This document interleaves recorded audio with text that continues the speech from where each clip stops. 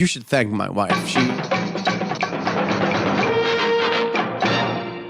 also get to name your firstborn child. That was in the terms as well. We're thinking Dork-Face Stinkerbutt. Unless it's a boy, then we're gonna call him Gary. Why would you do that to your child? I don't know, right? Damn it, kid. Welcome to the show that is approved by Father Weems. That is not a scowl. He is smiling. You just have to know which side of his face you look at. He's like Harrison Ford. Half his face loves you. The other half wants to murder you. Something like that, yeah. He went to the Christian Stewart School of Acting.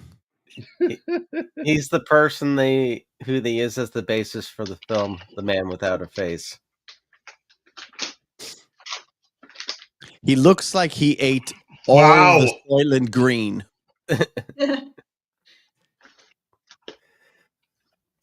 Trying to see if I can find that picture of Harrison Ford where one side of his face likes you and the other here it is.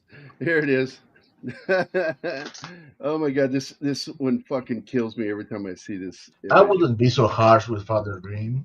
Remember, he has to deal with Kid Gary. The poor man. So between Harrison Ford and Clint Eastwood, which person hasn't opened their eyes in the most amount of time? Eastwood. That's easy.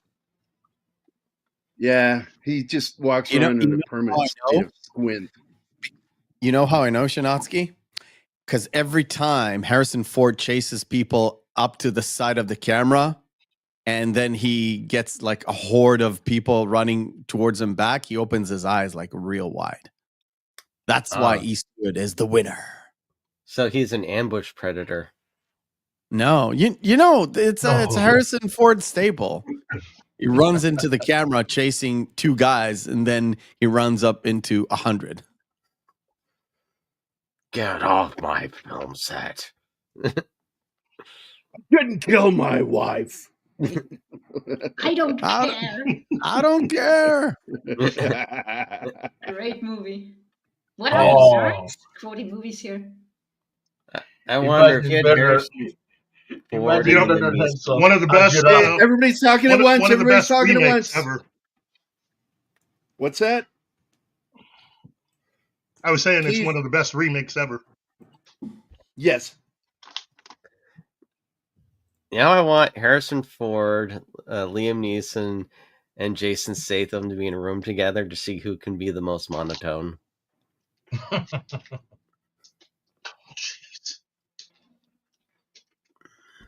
And then Herbert Versos enters the room. Well, so here we go. So look, I gotta say,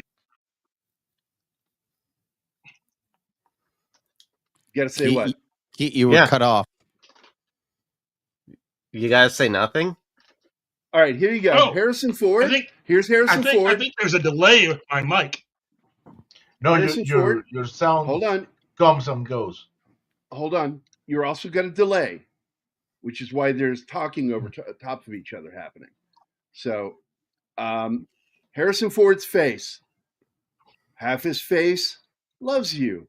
Aye. Half his face wants to murder you. That's amazing.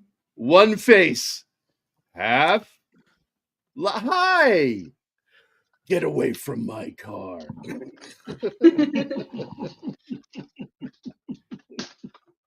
All right, there you go. Well, happy Saturday, everybody. Hope everybody is having a good weekend and that your week didn't suck too much. I see we've got Gambit in the house. Penny was first in the house, though. Penny dropped in almost 22 minutes before the show started. Gambit dropped in 10 minutes later. And then the rest of y'all start coming in like, I don't know, you just got off of work and you're fucking tired. Locusts. Locusts. Oh. Snorty is here. Hello, Snorty. How you doing, Hey, buddy? Snorts. Slasher Fred is here too. What's up, Slasher? And of course, Bill Barkley is here. I was G20. Oh my God. God bless you, man. Yay.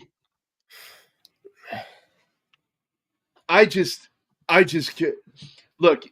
They did it with Air Force One, and that worked.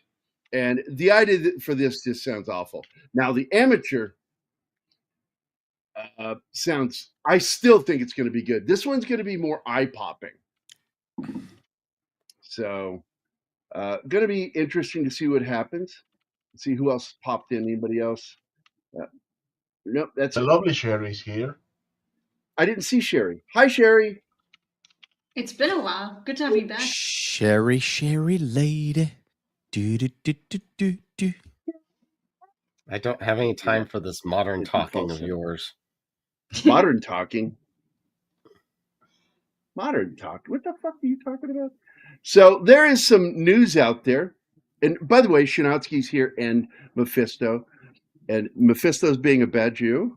He's hanging out. What? On the What are you Sabbath. talking about? No, You're at the no. Sabbath, and it's Passover. You're not paying him though, so it's not work. So shut up, Gary. Okay, First of all, I'll give you the Saturday thing. The Passover thing, I did everything that I was supposed to do. Technically, I read the entire book from front to back. I sang all the Any songs. book? Or do you have to No. read the Torah? It's the Seder book. Oh, the Seder book. Yeah. Oh man. And technically, it's so bizarre, but technically, there are 3 words you kind of have to say to like say, okay, I did it. Yeah, you say 3 words and you're like exempt from anything. It's sort of like, it's sort of like the Jewish get out of jail free card. Get out of jail. Yeah. Hey, So, Nadi is here. Hey, hi, Nadi. Nadia. She's awesome. She is so awesome. I look forward. We will get Cheers. back to doing this show again in July because this book is just like taking up all my time. So I can't do the Thursday show, but we will get back to it in July, and we're going to be doing 80s Fright and also 90s Fright because Nadia is a 90s kid and she knows more 90s horror than she does. Hey, there's a slim other chance stuff. I'm going to be in your time zone by then. If things are Oh, I moving. hope so. I hope so. hope so. Again, Hey, for those of Sanders, you yeah. late, this is Harrison Ford. And this is Harrison Ford loving you. And this is Harrison Ford wanting to murder you. All in one face. And Keith, you are here for this. Big news this week is that China has threatened to boycott all Hollywood films. And according to the Wrap, What? Hollywood shrugged at it like, oh, that doesn't matter. And of course, to that, let me just read this. According to the Wrap, Hollywood execs shrugged at the tariff war of words from China. One Hollywood insider said, quote, "We've already lost trillions of dollars in bad filmmaking. What's another billion?" Ouch. Well, if people don't know, Wow. they pick, what is it, like there's like 5 That's or a 10 lie. movies. It's a joke I made. I thought that was funny. We've already lost trillions. What's another billion? No, Go but ahead, like Shinatsky. China already like basically. I had tariffs that movies. Wilhelm You can only scream. get- Sorry. You can only get I think it's like 5 or 10 movies that they select that they allow to be placed into their cinema, and that's what that's why there was a lot of like pro-Chinese content in movies at that point, because they thought, oh, this will get us into the Chinese cinema. So You they are remember already tariffing our movies. Remember when all that hot water came down over Top Gun Maverick with the first teaser Yep. trailer, and he had on that jacket that changed certain emblems, Taiwan specifically, and Japan. And boy, oh boy, fans got angry. Military veterans were angry. and Tom Cruise said, "I'm siding with them. Fuck China." So Yeah, Maverick probably didn't show in China, and who cares? It was a hit. Yeah. The best Star Wars movie since Empire. Yep, the And country of speaking of Taiwan. movies that are good, I always refer to Galaxy Quest as the best Star Trek movie since Wrath of Khan. Oh no. No. Maybe since Undiscovered Country. It is the third best Star Trek movie, to be honest. I put it the second because I do like Undiscovered Country, but there were some real serious flaws in that. But we don't need to get into that. You take Let's that talk back, about. Gary. We can save this fight for when we're talking about Star Trek. Today we're going to talk about another film that I consider to be a true, loving film to Star Trek. And I do now. This has been confirmed, but you'll hear people debating what the NTE stands for on the ship. And the NTE was put there specifically so they could say later, not the Enterprise, as a joke, inside It has joke. a completely different shape too. But if they have to point it out, go ahead. Well, they point out that the main body of the ship looks like the secondary hull of the ship. Primary hull being, of course, the saucer section, and then the body. And it looks like the body of the ship. And then when you look at the shape of the curved wings there, you can see it here on the graphic behind us, it kind of makes the shape of the Enterprise D. So there really is a Star Trek look to the ship. But the show is a fan love song to Star Trek. So I don't think Paramount was ever interested in suing them. And Paramount's like got its head up its ass. I mean, they own Star Trek and they own Galaxy Quest. And Paramount Plus is, of course, the company that has been looking to do the series. And it got a huge boost of happening when Simon Pegg, who is I do consider him a Star Trek expert. He knows his Star Trek. Started working with another screenwriter to create a series for Paramount Plus. And the last news we got about that from Simon Pegg in the group was in 2023. And then in 2024, what's her name that's in the movie? Spielberg had her character beefed up as one of the producers. What is her name? I always forget her damn name. I put it in the group. So Sigourney. She played one of the aliens. No, she played one of the aliens. It's Peel something. Amanda Peel, maybe? No, Cece. It's not Cece. She played Alexandra in the Josie and the Pussycats movie, which I fucking love. Missy Pyle. That's her name. Missy Pyle. See, I said Peel, but I was close. You're close. And she had talked about the fact that it is still in the background, but it is happening so far. So that's could they get Sam Rockwell back? That's the big question. Yeah, Kurzman, it's gonna the hardest one to get back is Rickman. Yeah, I mean, there was all talk about. That was a fucking joke. He's dead. Yeah, no. I was just going to say they seem to be really close to getting more of Galaxy Quest in 14, and then in 16 he died. But nobody wanted to do anything anymore because he wouldn't. Well, they dropped it for a while, and then around 2021, Simon Pegg came into the picture, and he sold the idea of a revival series for Paramount Plus. And of course, Paramount, Keith can, talk about this a little bit. Paramount's been losing money, hand over fist, just losing it. Yeah. Yeah. And basically, they just changed executives in charge. Go ahead, Keith. Yeah. They basically, for all those who haven't been paying attention, Paramount reunited its two halves. So really, the people that have been causing all the problems, CBS, are now officially back in with the rest of the company. And Paramount, which had been trying to basically do all of the correct things, now had to reabsorb part of the company that had been doing very badly. And this now puts into focus all of the Star Trek stuff now a little bit better. All those people out there who have been saying that this new stuff with Paramount and the big sale is not going to affect Alex Kurtzman and his current Trek goings on are now looking quite foolish. Star Trek is on the table, and it will be changed probably by this December.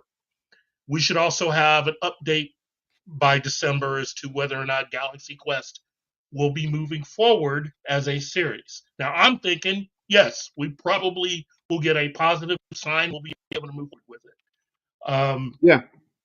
I So, guarantee there's a lot of shakeup over there at Paramount, Yeah.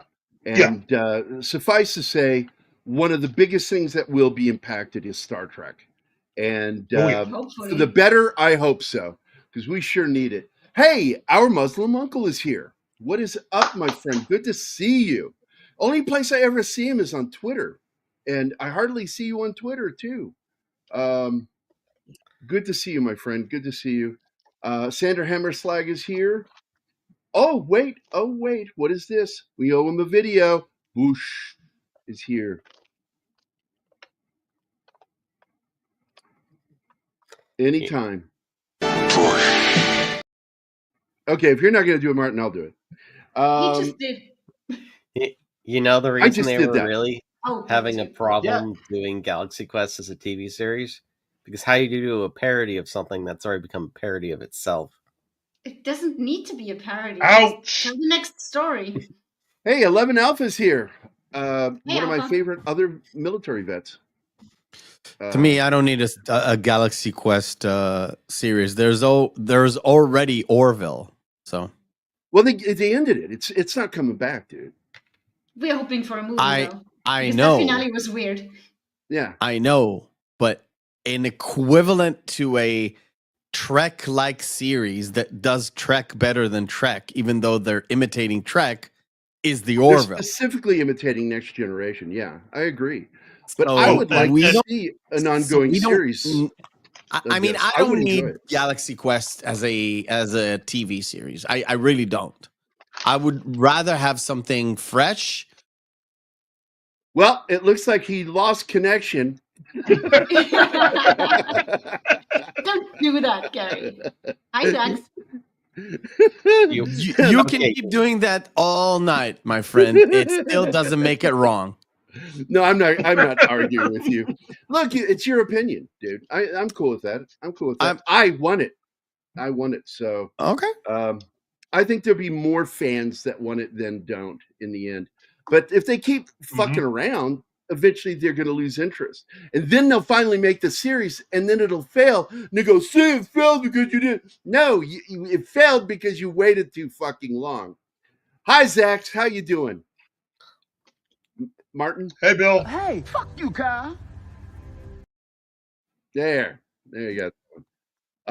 So Slasher says, if you guys ever watch that movie, The Hitchhiker's Guide to the Galaxy, yes, Alan Rickman does the voice of the very depressed robot. Funny. He's Marvin. actually the paranoid android, which is a joke within itself. Which is Well, he was basically that Marvin. cartoon character that you sound like. We'll never make it, Gulliver. That's what he was. He was the pessimist. If Marvin. you've ever read the books, one of my favorite scenes in all of fiction is Marv versus the tank. I don't remember that. I read it as a kid. I didn't understand half of it. I was too young. Basically, they're out of options. This giant tank is being sent against them. So they send Marv. And he just walks towards it. Marvin. Yeah. The only And- Marvin I know is The Martian. And basically, in the X-23 space modulator. Go Eh. get him, K9. And basically, it has this long, elongated conversation because it's like, guess what they sent for me to stop you? And he goes, must have been something really bad. Is it like this? And he starts showing off his weapons.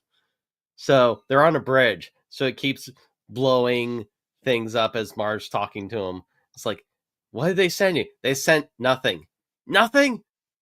And it gets so pissed off, it blows out the last section of the bridge it's on. It falls to its death. And he just goes, oh my, what a stupid machine. And he just walks back. Yeah, that sounds like something he would say. So here you go, because Tim breached the Ronery. I'm so lonely, so lonely, so lonely inside real Rome. Wow. You know I did that, right? Yeah, so you get that song. He wants that to annoy you. Yep, exactly. So Bill Barkley says, check out Black Mirror Season 7 USS Callister episode. It's very Trek. I had a problem with that episode. I know the one you're talking about. I've seen all of Black Mirror. Some of it's really good. Some of it's quasi-good. And then some was just fucking awful. And the Star Trek episode, my problem with it is they make him the bad guy. Gary, they did a sequel. That's what came out recently. Oh, I'm not going to fucking watch it because I hated that story. Because they make the victim the bad guy, the nerd. You know, oh, well, these electronic avatars are made from their DNA, so they have more rights than the fucking human being who's been bullied and goes into this world to help escape the brutality of his life. So fuck that episode. I thought that was such a fucking retarded way to tell a story. Making the bullied character the bad guy. The guy was sadistic. I don't give a shit. They weren't humans. He was being mean only to electronic things. That can feel pain. Prove it. But I will watch Top Gun Maverick after this. Good for you, Gambit. It's worth a watch. And again, I'll tell you, it is. They stole, and they admitted it. They stole the Death Star battle for the third act in that movie. Disney wasn't using it. Yeah, they weren't doing anything with it. So fuck it. The writer and the director agreed, and Tom Cruise is fine with it because he loves Star Wars. So there you go. Well, you do know. Let me stop you all, please, before I get doubly scolded. Tim, there you go. By what name are you known? There are some who call me Tim. Oh, look, man, the science on that Todd was just fucking moronic. This is just somebody that just wanted to write an antithetical story where the white guy with red hair is the villain. And I fucking hated that story. It's Star Trek through a next generation lens, written as if it were being done for Kurtzman-Trek. That's what it was. Oh, I missed that. What did he say? Choose what? Choose your own adventure. Yeah, that was the. My favorite one actually dealt with racism is the Black Museum episode. It's one of my favorites. It really sticks in my head. I also like the one with the robot dog one, hunting humans. That was fucking crazy. I like, was it 5 Million Merits? Oh, that mirrored, oddly, on Black Mirror, mirrored an episode of the Orville. They had the same thing. It was structurally the same story. It's really weird. So somebody had the same idea. Two different writers had the same idea at the same time. So you get an episode of Black Mirror with that, and that's a really good episode because that's got Ron Howard's daughter, Bryce Dallas.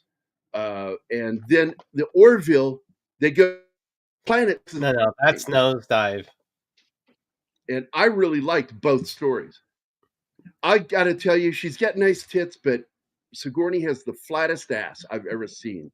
She got a wide ass and flat. It's like an ass in two-dimensional ass is what it is.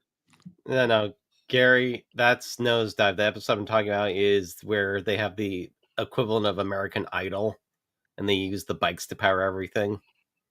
Oh, that one. Yeah. That was a good one too. I like that. Look, there are some really good episodes. But there are just some of them just that they prop up as being great, and I'm like, no, they're not. If you knew anything about actual writing, you wouldn't say that. The opening of Galaxy Quest feels like you were watching a TV show in a theater. It's a great homage to Star Trek. And if anybody remembers Shatner on SNL, when he tells the fans at the convention, "Get a life." Oh, that was hilarious. That kind of inspired what happens here in this scene.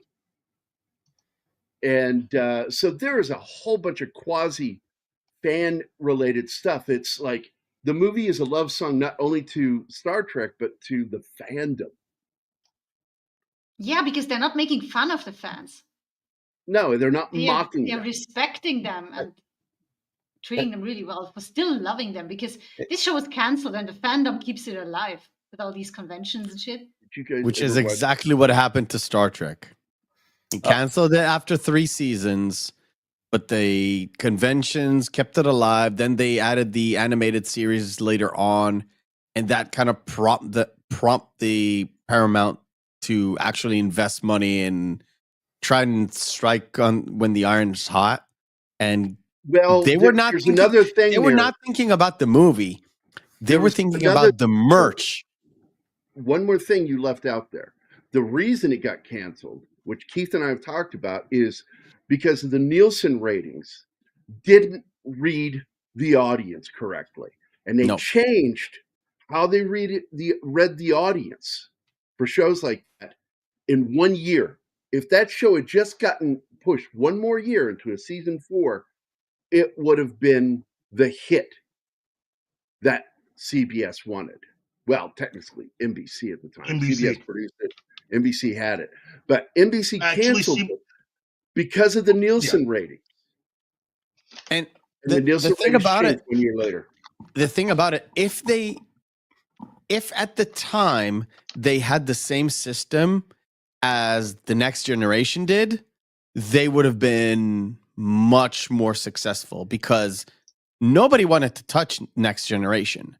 I think it was like CBS that told the executives or whoever that was in charge, and Roddenberry, of course, because he was still alive. They told him nobody would buy any captain except for Kirk, because they were doing like parallel to the movies. They coming up with movies every couple of years. It's like nobody would buy the captain of the Enterprise that is not Captain Kirk. So they couldn't have main network, so they went all syndication, and that went just gangbusters. Well, the other reason why they did syndication was also in response to how Paramount was unsuccessful in launching their own network, which is where all of the stuff came from for the sequel television series that they had been in negotiations for, that they were able to sign everybody but Leonard Nimoy to do. And they had already written episodes for, which led to there's a big fight going on between the studio and Nimoy anyway. And a lot of issues. And so, they were going to launch a Paramount network. So when Next Generation came along, launching it into syndication was a way of testing to see if they could eventually do that again. Paramount was still interested in having their own network. And what emboldened them was the fact that Fox was going to beat them to the punch. And eventually Fox launched their own network. And Paramount just looked at that and went, whoa, we could have done that. And so Paramount went back into looking at all of that again. And then, they eventually, Next Gen became a massive hit, albeit a little troubled behind the scenes because of all the writers that kept getting fired, which I think now Next Generation rates number 2 all time for firing the most writers in a very short amount of time. And eventually CBS would come into the picture right around 2002, 2003. So up until then, Paramount was pretty much running everything since 1967. That's how long Paramount has had Star Trek. Longer than any other entity, longer than any other company. Paramount. Oh, And we then lost you. CBS came in and There you are. yeah, I'm gonna take some time and try to fix my audio issue. Well, I got to tell you, it's better than when you pop on the show and you sound like you're underwater. It's really trippy. It's like so. And there's another two actors that I really like. Rainn Wilson. Now, Rainn, I think he's an asshole in real life, but I love his acting. He's a really good actor. Yeah. And the other actor, I just forgot his Jed Rees. Jed Rees Jed Rees. What are you talking about? is the other actor. No. It's the Greek actor. Tony Shalhoub. No, it's Tony Shalhoub. I love, but no, it's. Let me look it up. Galaxy Quest. Enrico. He was on Just Shoot Me. That's him, Enrico. Yeah. Enrico. Yeah, he's a great fucking actor. I love that guy. And he is the reason why we got that weird way they talk. Because when he was auditioning for it, he had taken a vocal exercise he had learned in acting school and started using that. And they loved it so much, they had all the other actors imitate it. So that's why they talk that way. So he brought that to the film. And I love little shit like that. But yeah, if you don't know him, that's Enrico Colantoni. He's from the TV show Just Shoot Me. He also did that terrible SWAT series in Canada. And I say terrible because, man, whoever was the technical advisor on that show, they had a guy with a fucking SOP-mod weapon with an ACOG on it, and the scope was mounted backwards on it. Like, obviously backwards. And I'm like, who the fuck did that? By the way, one of the best things they had in the Galaxy Quest DVD, you could watch the entire movie in Thermion. Really? What? Yeah. That's I didn't crazy. know that. No, thank you. Oh no. This is why physical media is so important. Because you don't get that shit when you buy a movie online. It just pisses me off. Slasher Fred says, I read that the scene when Jason is in the restroom stall and he overhears the two jerks trash talking him was based on a real life incident that happened to William Shatner. I wouldn't be surprised. Because look, Keith and I have talked about this. While all the cast and crew from Star Trek started doing conventions in the 70s, they had free time because, I got to be honest, they weren't busy fucking actors. William Shatner was working overtime all the time because he owed so much money. His divorce hurt him. He wanted to be a good dad. And so he agreed to an astronomical amount of child support and alimony. And he had to work constantly just to pay that off. And he was living in a fucking camper on the back of his pickup truck. So that's why we have TJ Hooker. Oh, okay. Yeah, back in the 70s, man, he was struggling TJ and working Hooker. his ass off and couldn't afford a home. His children were cared for and his ex-wife was taken care of. But and then these actors with their little fucking ego beefs started attacking him and saying shit about him. And that's when it started. And Keith and I have talked about this shit. That what was done is wrong. And I love a lot of the cast and crew from that thing, but I call bullshit on 90% of what they fucking say. And By the way, George Takei can go suck a dick, even though he's good at it, I'm sure. He already does. Yeah, he's doing it. And I'd rather him be doing that than talking about Shatner, because he's not worth fucking Shatner what Shatner has given and done. So fuck Takei. What has Takei done? He's known for one thing. Oh my. Though I was kind of disappointed when I started watching TJ Hooker because it was non-Tijuana and there was not about a hooker. Yep. I never liked TJ Hooker. I never did. I love Shatner. And I did watch the episode when Nimoy was on with him. And I thought that was great. But I didn't like it as a cop show. I didn't think it was a very good procedural show. I think, oddly, the best thing about that show is Heather Locklear. Yeah, that was it. That was it. And I did not think she was that. She wasn't it for me. There were other girls that I really liked. E. Clay Thomason's here. What's up, buddy? And if I missed anybody, let me go back and let's see what we got. We got Todd Jones, of course. Quantum Cat is here. I didn't see that. And I said hi to everybody else. Tim, everybody. So yeah, okay, we're good. I'm caught up. I love this scene a lot. The Hangover. Because if you've ever been to a convention and he's a fuck up. I have gotten so fucking wasted.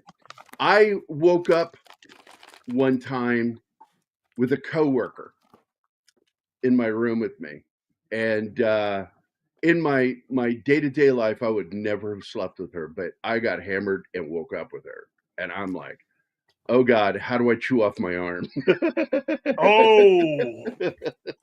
And she wasn't ugly or anything. It just, I did not like her as a person. And somehow that happened. Yes, we get it, Takei. You lived in camps from 1942 to 45 and 46. So did many others. And again, I want to point out this was done by Democrats. They did that. You know, they've never been on the right side of history. And it's one of my beefs historically with them. And I'm a former Democrat.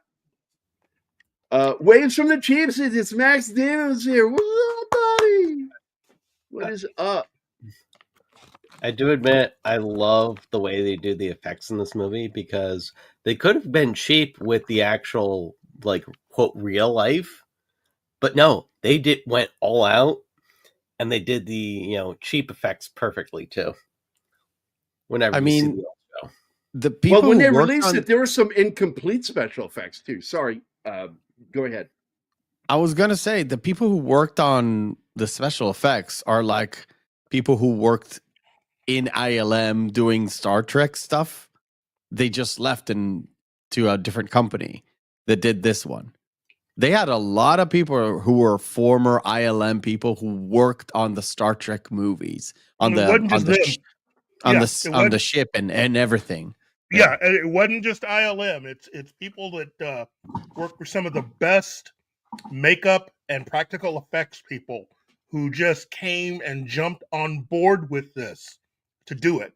I have actually I had more to add to what I was saying a second ago. Yeah. So I stopped just so you could say what you needed to say, buddy. But I wanted to point out the reason why that movie got released was because they had no faith in the film. And so they released it with very little fanfare, and they even left in unfinished visual effects in the film. And what really makes the film work is Stan Winston's alien creations, because Stan Winston cannot do gorillas. He just fucking can't, okay? But he can do aliens. That nobody can do aliens like him. I think this is where Stan Winston does a better job than Rob Bottin and Rick Baker. I think his aliens and his team's aliens always look better, slimier. They're so gross. And this is a scene too. They talked about this in one of the videos, is that if you did not see this in widescreen, that shot made no sense because everything was to the far left and the far right in that shot. So if you saw like not letterbox, but like a cut version that's still widescreen, but not widescreen, you wouldn't understand what he just saw. And that was a complaint made by some of the people who cut the film doing that. By the way, this is a better version of quote teleportation than what they do in Star Trek, where they technically murder you and they just reconstitute you. Yeah, the people Yeah. don't They understand just that. take you apart. They're They don't pulling murder you you. apart, which means that version of you is now dead. And they reintegrate you at a different location. And once you understand that, you understand why Bones McCoy fucking hated being teleported. Yeah. When By the medical guy, Grabthar's by By Grabthar's Grabthar's hammer. Yeah. What a savings. What a savings. That's actually one of the best lines in the movie because I love that it- line so And he hates much. it so much. He's so miserable. but it goes with his development as a character. Like when he says that the final time. Yes, He it means means a lot. Yeah. Yeah, and I want to point out that Alan Rickman came into this. He is still not yet really into filmmaking because he hadn't done that many movies since he did Die Hard, and he came into this and like what's his name, Patrick Stewart, who played Picard, did when he came on to Next Generation. He had a problem with some of the other actors in there, like Tim Allen. He had absolutely was rubbed all kinds of wrong by Tim Allen. And because they were cutting up on the movie. Hey, Six is here. What's up? Hi, Six. We love Six. She's awesome. But he had a beef with them right up front, the same way Patrick Stewart did with his cast and crew, because he didn't like the way they were fucking around all the time. You know, and but he eventually lightened up and he started kind of getting into how to do stuff, and he started having fun. But right up front, he was having trouble with the other actors. And I do like, because what The weird part is, Gary, Tim Allen actually wanted to be a better actor, and he wanted to talk to Rickman and get some pointers on how to have a better performance. But he's also a goofball, so right. So it rubbed Right. Rickman the wrong way. Absolutely My did. favorite His story goofing off. for this entire movie is from Alan Rickman, where he's talking about that Tim Allen is like starting to get upset, and then he eventually it's like I'm not feeling good, and then he goes back to his trailer, and Alan Rickman goes like, "Oh my god, he's experiencing acting for the first time." Yeah, well, he's shitting on him because he keeps rubbing it in their faces that he was a Shakespeare actor back in England, and his agent told him it would be a good idea to go to LA, and all he's ever done is this role, and now he's stuck with it for life. He's frustrated. He keeps rubbing it into their faces. I played Shakespeare. And to them, that's not acting, that's staged. And That's in the something they've movie, and in the mockumentary, the fake documentary about the cast and crew of the Galaxy Quest TV series, they show a bunch of images of Alan Rickman from like Robin Hood, Prince of Thieves, and other films. January Man. Actually, January Man. I'm so glad you said that because that was the next thing I'm going to bring up. I fucking love that movie, and nobody knows about that movie. You I do. know about it. I know. I love that you know movie. about it. Fucking Kevin Kline, Alan Rickman, and what's her name? Mary Elizabeth Mastrantonio. Yeah. Who was in Robin Hood with him. Yeah. Okay, somebody said I was showing my gayness. There's a woman I thought was hot in the 80s. Elizabeth Mary Mastrantonio. She was gorgeous. And there were a lot of actresses from the 80s that I really dug. Probably one of the best ones is the chick from Greystoke and Groundhog Day. I really Andie had a MacDowell. thing for her. Andie MacDowell, my God. She was so beautiful to me. Permanent bang She was, oh yeah. I didn't really dig on blondes very much. Also, the girl from Labyrinth, I had the hots for her. What red-blooded American guy didn't? You know, she was so fucking good. The Irish girl, I can't think of her name right now. And she was in Labyrinth. God, she's Jennifer Connelly. Mia Sara. No. No, Jennifer Connelly. Jennifer Connelly. Thank you. Oh yes, I'm thinking about Legend. Yes. Yes, oh my God, Michelle Pfeiffer is one of the few blondes I thought was beautiful. I really liked looking at her. It's her expression in her eyes. Heather Locklear, I don't know what it is. She's just got fat cheeks that I can't stand, and it looks weird On the list. to me. What's that? Nothing. Alan Rickman actually inspired one of the more popular TNG episodes. Oh, really? Yeah. You know the There Are Four Lights thing? Oh, That yeah. was inspired by a movie starring Alan Rickman called Closet Land, which is all about... Oh, I've seen that. Yeah, okay, I see that. Also, I want to point out that this was Jason's first movie. What is his name? The kid, Fan, that ends up helping them. Oh, what, Justin Long? Justin Long. Justin, that's it, from Tusk. You know, this was his first movie. And he really shows. And by the way, this is an early film for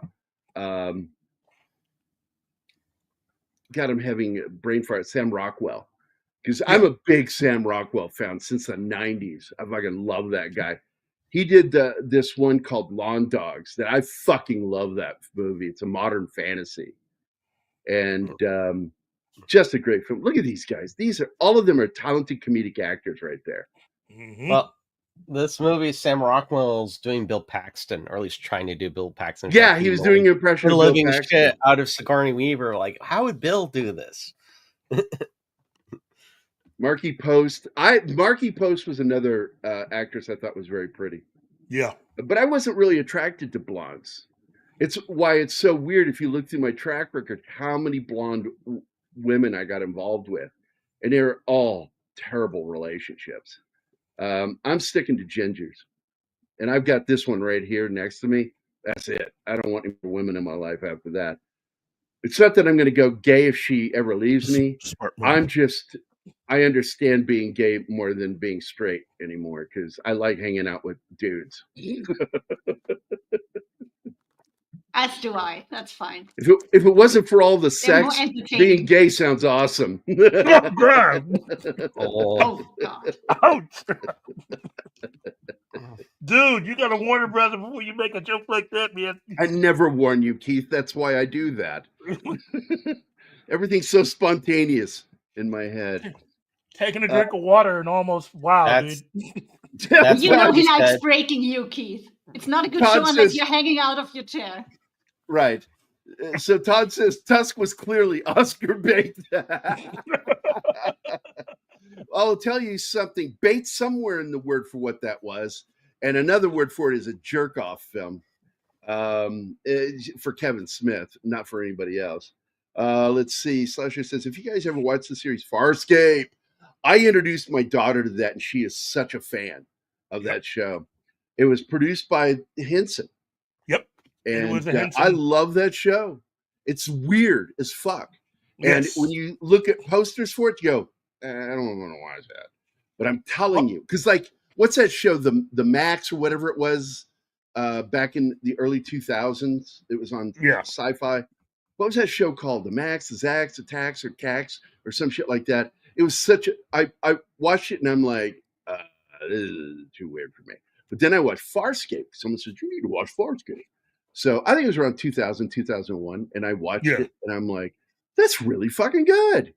Well, Farscape was the show that actually showed Babylon 5 what they were doing wrong with aliens. You know, there you and it did it so well that Babylon 5 couldn't keep a lot of their original ideas on the show. This is it. They had to do that. Lex. Yeah, Lex, German show. It's German science fiction. I thought it was terrible. I just could not get into that show. But boy, I turned right around because a friend said it to me. This is when it was when Zoe and I lived on Elm Street. So it was 2003 is when I started watching Farscape. And she watched it with me. And man, I love that show. Yeah. Crichton. What a great character. He was Buck Rogers, dude. Mm-hmm. He was an astronaut. I fucking love that they kind of use that.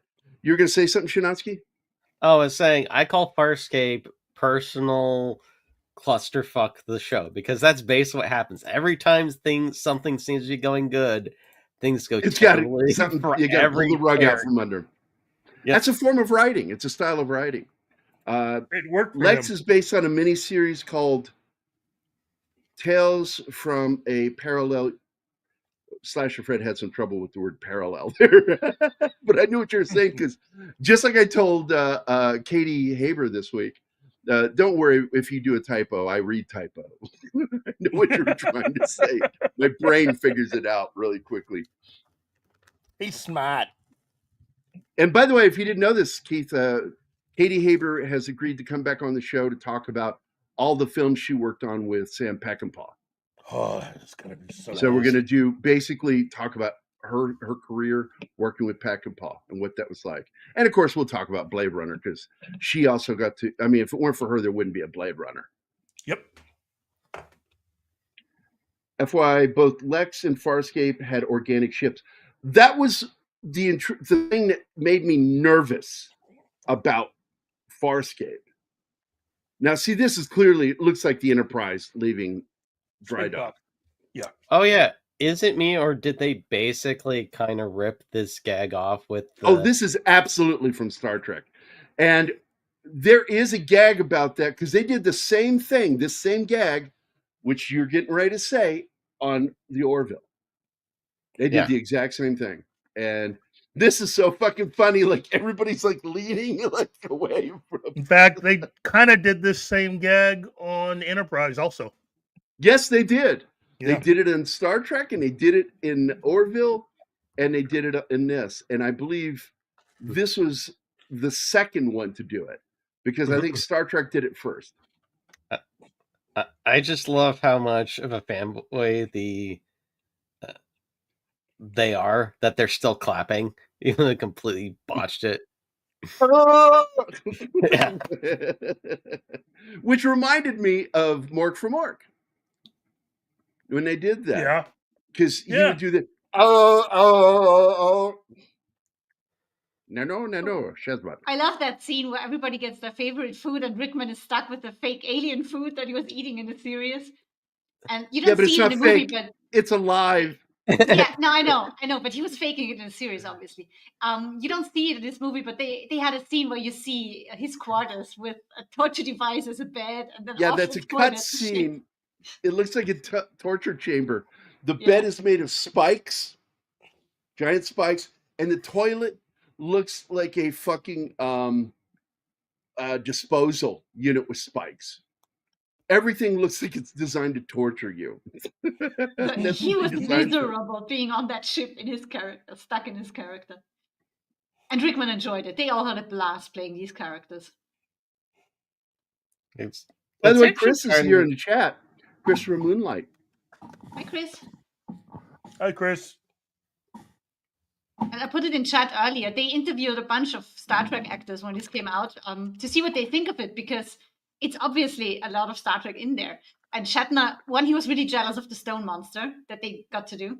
Yeah. Yeah. Because he had to fight a similar thing, but it just wasn't as cool as that. So I was very jealous of that. Well, he fought the lizard. The what's he called? Gorn. He fought the Gorn. Yeah. But I want to mention that this is really important for you guys to understand, and you should all have some empathy for Chris, because Chris hasn't been hanging out with us like he used to. And I can hear what he's thinking right now. Can you guys hear this? I'm so lonely, so lonely, so lonely inside real alone. That's Christopher Moonlight right now. The Thank story you for with cutting me off for that stupid song. I wasn't done. Oh, yet, and thank you for cutting off Mephisto, honey. No, it's wasn't fine. done with mine Anima yet. goes first. Anima goes first. I wasn't done talking about Shatner because he said, well, clearly one of the characters was going after Uhura. But that Tim Allen guy, I have no idea which character he's going after. He's No supposed clue, to really. be. I know, right? He's discovering all the Kirk mannerisms. I Oh, and he guarantee even you, loses he's his being shirt. cheeky when he did that. He didn't Of mean. course, that's a classical Shatner. I mean, he even loses his shirt, Tim Allen, but he wasn't comfortable in going shirtless too long, so they give him a new one when he goes back on the ship. Oh, I brought up a toilet, and Keith has to go to the bathroom, so he'll be back, guys. So the Shatner and the rock monster thing is something really deeply personal for him, because in The Final Frontier, the shittiest movie in the Star Trek universe that Shatner directed, a rock monster was supposed to be there before they meet this entity that they meet, which is he's like the one who's supposed to be God. What does God need a spaceship? There's a rock monster who guards his place, but they had to cut it away because it did not look good. But Shatner really wanted it to happen, and they had a sort of elaborate fight scene chase kind of a thing where they actually managed to teleport half of it away and break it apart, and that whole storyline made it to this movie. So yeah, Cool. that's the deal. That's the deal with the rock monster, especially with Shatner. Cool. I like that. So I have a question I just put out. What do you call it when Bill Shatner uses the toilet? Shatner. No. The captain's log. That's a good one. I like that one. No, Taking it's a called shot? taking a shot. There. Anima gets me. That's Taking your a girl. shot. I know you too well by now. I knew where this was going. The Shitner. That's a good one too. No, in fact, I would tag him whenever he said something snarky to somebody being stupid with him. I said, Captain Kirk just took a shat on somebody. Yeah, I've seen that before. That's why I knew where to go. Shatner being snarky at people on Twitter. So a day that ends with Y. Yeah, right. Man, I love when they sit at their stations and nobody has a clue what to do, and then he tells them, "Dude, they modeled this after our TV ship. You know exactly. Just do what whatever to you do." did on the show. Yeah. Just move your hands and it'll start doing whatever you were doing. I love that. It really does. I mean, this is playing on everybody's fantasy. What if Star Trek became real? What if they were really beamed up to do a weird mission and become astronauts? Because some aliens don't understand the concept of TV and acting. Don't we all dream of that?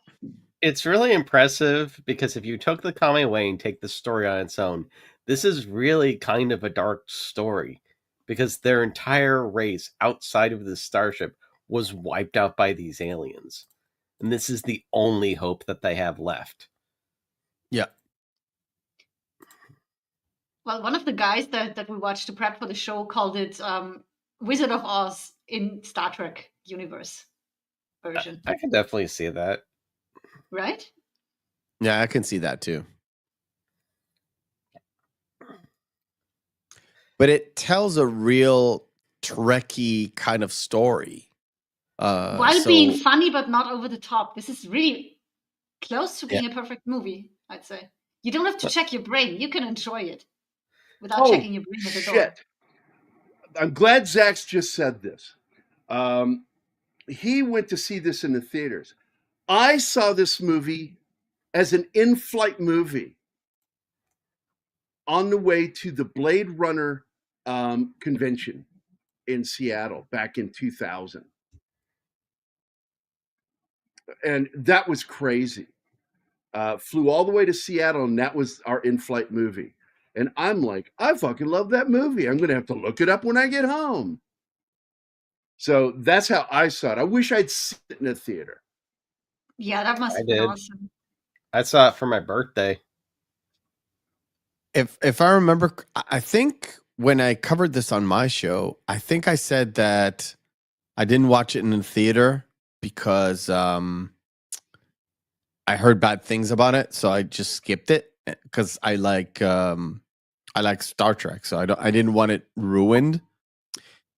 But somebody reminded me, I think it was my wife or my brother, I don't remember who, that I was coming back from the army for a vacation and I went to see it with one of them.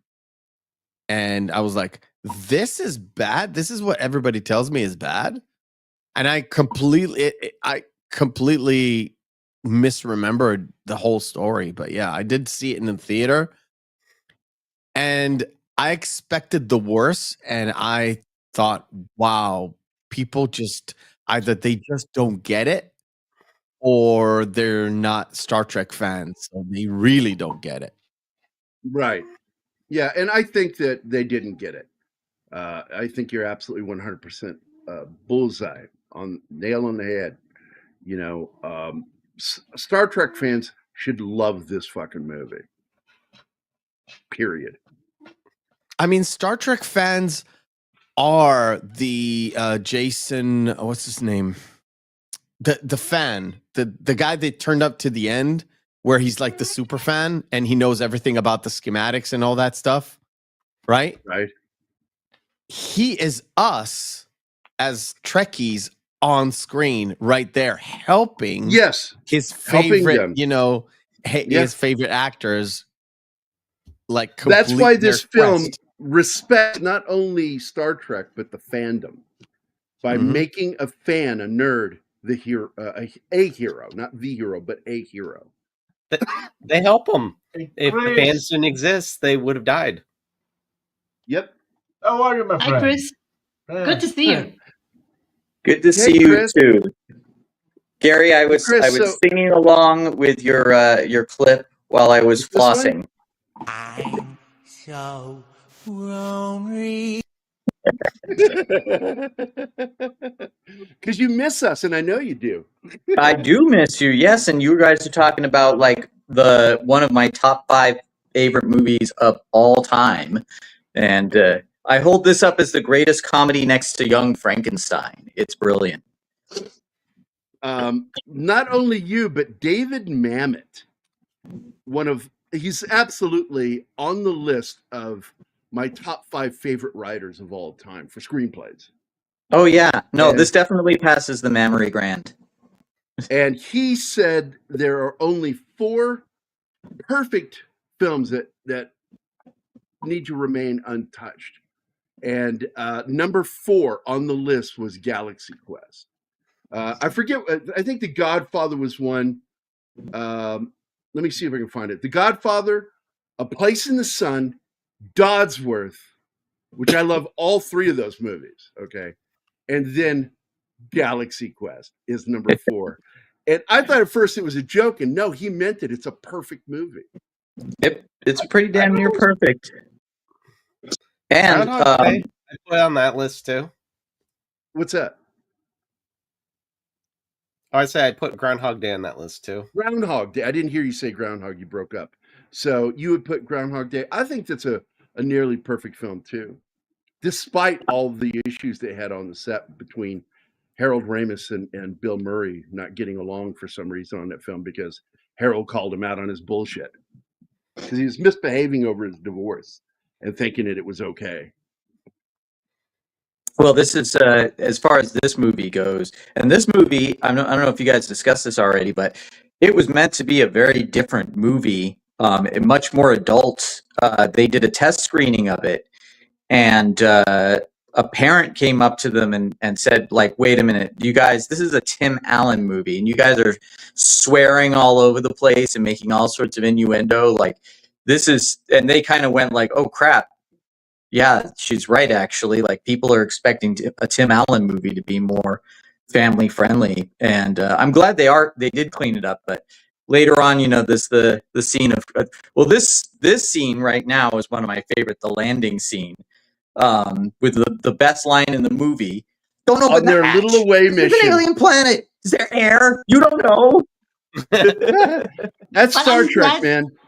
I'm glad Tom you're addressing Shalhoub's the just like, peach being down because Yeah, My Tony bad. Shalhoub's character was supposed to be a stoner, but they couldn't do that, so they're hinting at it by him being so chill all the time, and he's holding a bag of snacks in most shots. That's hinting that he's a And by stoner. the way, They couldn't openly do it. That was one of the you things. you mentioned too. Yeah, you mentioned too. Sam Rockwell. He got a bunch of like caffeine pills and drank a bunch of coffee for this scene. And he came up with that line because they were talking about it during the shoot. Like, hey, they always open up the hatch or they always beam down and they never worry about the atmosphere. And he kind of went like, what if my character was freaking out because he opened the hatch without checking? And so that line wasn't in the script. So, it's just a beautiful piece of work. But this whole sequence, when they go, minus, not minus. That's a great. Or let's get out of here before one of those things kills Guy. Oh yeah, because he's a red shirt. He's constantly freaking out about getting killed because he was killed off in an episode. Well, his big emotional scene about that, I'm the guy that's gonna die. I like when he tells when He's like, did you ever watch the show? Yeah. Or did you say the plans from episode 82? He's like, what difference does it make it to episode 82? Because I die in episode 82. Every moment of that is sheer brilliance, and it never stops. And I know you guys already talked about this a bit, but the best comedies respect their material. Like I said, Young Frankenstein is one of my very favorite comedies, and it's made by people who absolutely loved those Universal Frankenstein pictures. And you can tell in this, it's got Sigourney Weaver, who's in the Alien franchise. Tim Allen is a huge Trekkie. Didn't want. They didn't want they love this material. They both yeah. went their first choice. There's the scene later on, they're crawling through the ducts. She's like, why there are the air ducts? Oh, I'm glad they didn't go with that. Yeah, I'm glad too. They asked a bunch of actors. Then Tim Allen took the role. Although they offered him a lot of money for doing season 9 of Home Improvement, but he went for the movie, thankfully, because he nailed it. And Sigourney Weaver, I mean, who better to play somebody who was a huge science fiction? She's perfect. Well, look at his, got him as Buzz Lightyear. Yeah. And his character in this is Nesbitt, and there's a scene in Toy Story when he realizes he's a toy and he's dressed up for the tea party, and he says, I'm not Buzz Lightyear, I am Mrs. Nesbitt. So I always thought that was an homage to Galaxy Quest. But he's a huge sci-fi fan, and quite honestly, I'd like to see him do more sci-fi. Have you ever seen his office, Chris? Chris, wait. Chris, can you move closer to your Wi-Fi because your audio is getting really choppy? Yeah. If you've never seen Tim Allen's office, where he does a lot of his business for these shows and movies, he has science fiction model kits and shit. He's a big nerd. Yeah, he shows up to all the premieres as well. All the Next Generation movies that came out, he was at every single premiere. So, he's one of us for sure. I really like him. My wife's a huge fan of him as well. She watches Home Improvement all the time. And even on Home Improvement, they do science fiction bits. You ever see the one where they trick their kids into thinking that aliens are invading the house? Yes. Great episode. They take a hint at that show too in the mockumentary when interviewing Tim Allen. I mean, the actor that he plays in Galaxy Quest. He makes a hint like, I had this little show, what was it called? Something Neighbors? What was it called? But you never see my face and shit, so that's a hint at Wilson in Home Improvement. Yeah. I love that mockumentary. I put the link in the chat earlier, so if you haven't watched it, go check it out. It's a lot of fun. There's so much material on Galaxy Quest. It's a great documentary. Well, it's a good documentary, not great. It goes on a bit too long, but it's all about the fandom of Galaxy Quest. The official documentary, yeah. Yeah. Never surrender. Never Surrender. That's right. And there's also, if you get there's a documentary that is the Stan Winston documentary. It's all about Stan Winston Studios. It was produced by the Stan Winston School of Character Arts. And there's a lot of stuff in that about Stan's work on Galaxy Quest. He didn't actually like this movie. He thought it was too hokey and too goofy. But a little fun fact about his son, I'm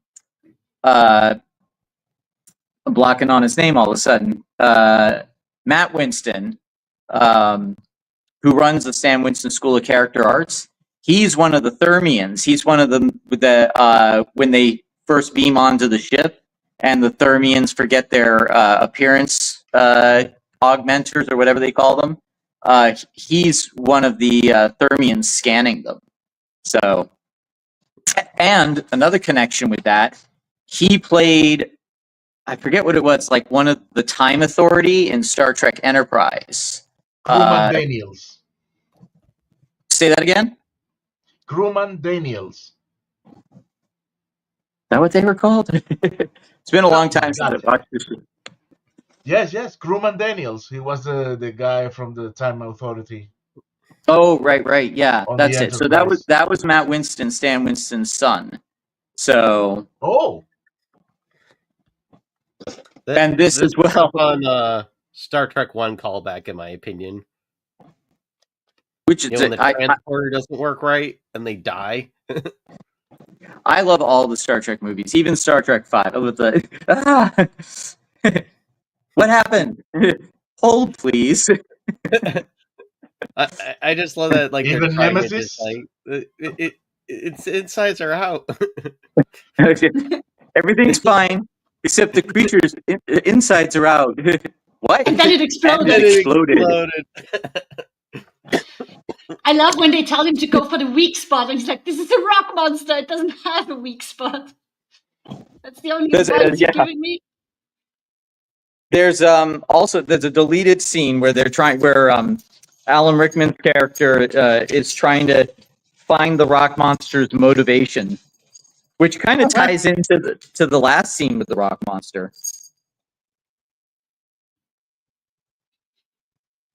I'm just looking. Well, wasn't the whole thing with the rock monster supposed to be that basically it wasn't actually violent, but it was basically vibrations, like, disturb it or something like that? And that's what was Yeah, going on in the deleted scene, I think he figured that out. I'm just looking in my bookshelf because I've got a wonderful book about the production of Galaxy Quest as well. Wondering where it is. That's why the miners disappear all of a sudden, because they know something triggered that rock monster and they do not want to confront it. Garignac. And Tim Allen gets to kirking it. Fighting it all. I see you managed to get your shirt off. Oh, yeah. The Gorin weapon. It's like, see if you can construct cannon. Can you look around you? Can you construct a rudimentary lathe? A lathe. Get off the comm guy.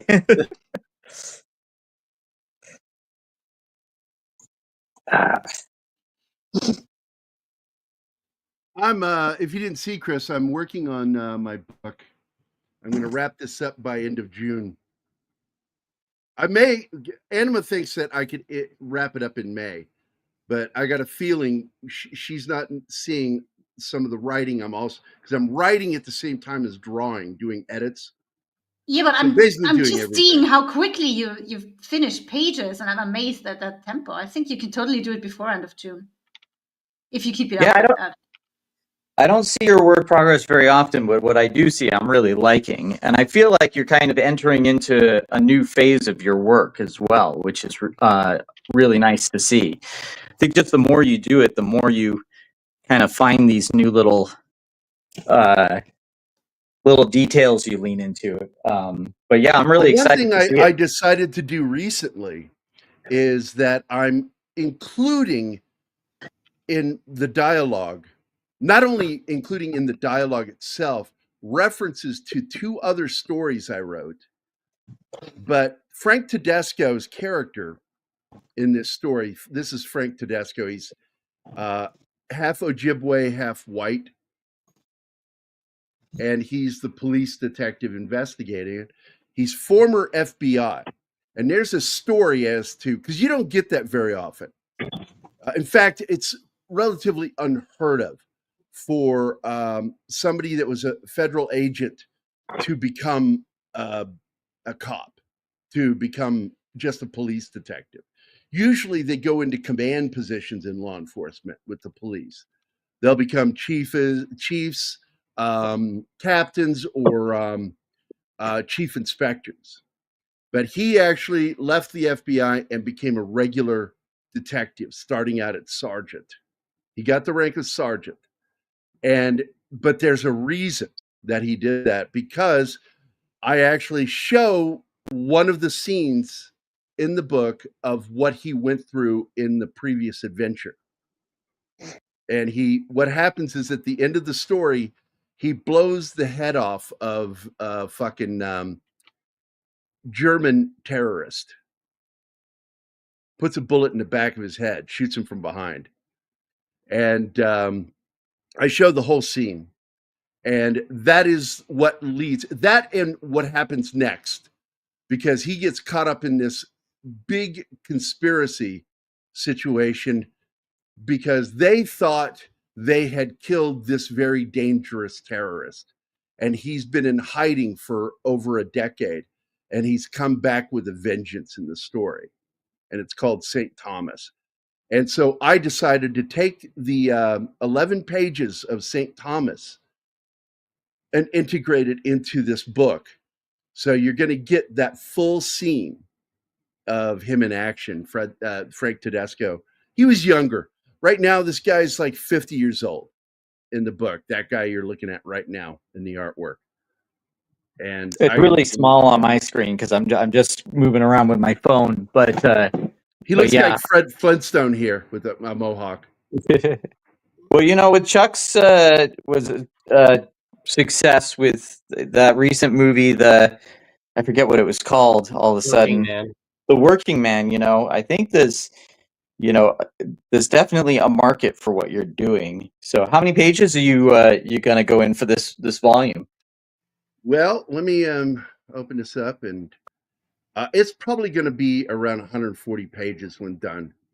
And I gotta say, I just a side here. I love this scene. It's a surprisingly heartbreaking scene, and when Tim Allen did it, he, Sigourney Weaver and Alan Rickman didn't take him very seriously as an actor, but Tim Allen really leaned into it and impressed them. But at the end, he's like, I think I got to go back to my trailer and just, decompress after doing that. And Alan Rickman said, oh my God, I think he just experienced acting. Yeah. That came up a little earlier, yeah. So here you go. There's about an average of 20 pages per chapter, except for the first chapter. It's only the first chapter, chapter 0, only has that many pages. It's just a brief moment. Then you've got a total of 8 chapters here. Nice. It's going to be a good read. This is. I assure you, it will be. 10 years in the makings, and a lot of that has been focused on trying to re-energize myself to want to do it, because it broke when it failed the first time, and I ended up having to fire the writers, and I didn't know what to do because they turned in scripts that were just awful. And it's not like they're bad writers, they just didn't understand the story or the characters. And one guy even wrote in new characters, and I'm like, what are you doing? There are already characters in this story. That's the number one thing that has made me fire people in the past, is they start writing in new characters and new scenes completely outside of what I was asking for. And I'm like, I'm not asking you to fucking reinvent the fucking wheel. I'm asking you to take a complete synopsis with dialogue, all the characters listed, and take that and turn that into workable scripts while I draw. And no. So I've had to go back and fix this. I lost my passion for it for a while because just so many bad things happened between 2013 and 2016 to just kill my love for doing comics. And all I wanted to do. What's that? Oh no, I was just gonna say The thing that has liberated me the most, now it's slightly different. You're doing comics, I'm doing animation. But this has really freed me. And I'll show you this really quick. I'll reverse it.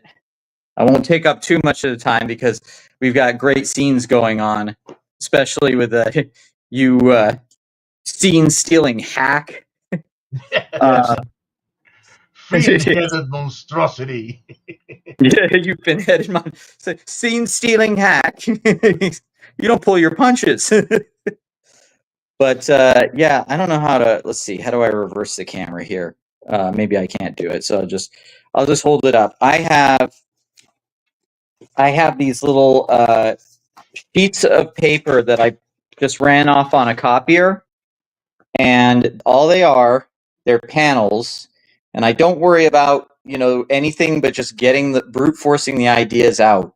I just sketch these really crude sketches. I don't worry about anatomy or doing anything fancy or that anyone will see.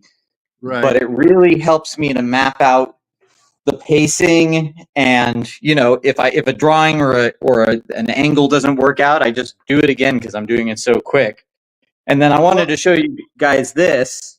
I recommend this book to anybody. It's the Galaxy Quest Inside Storybook.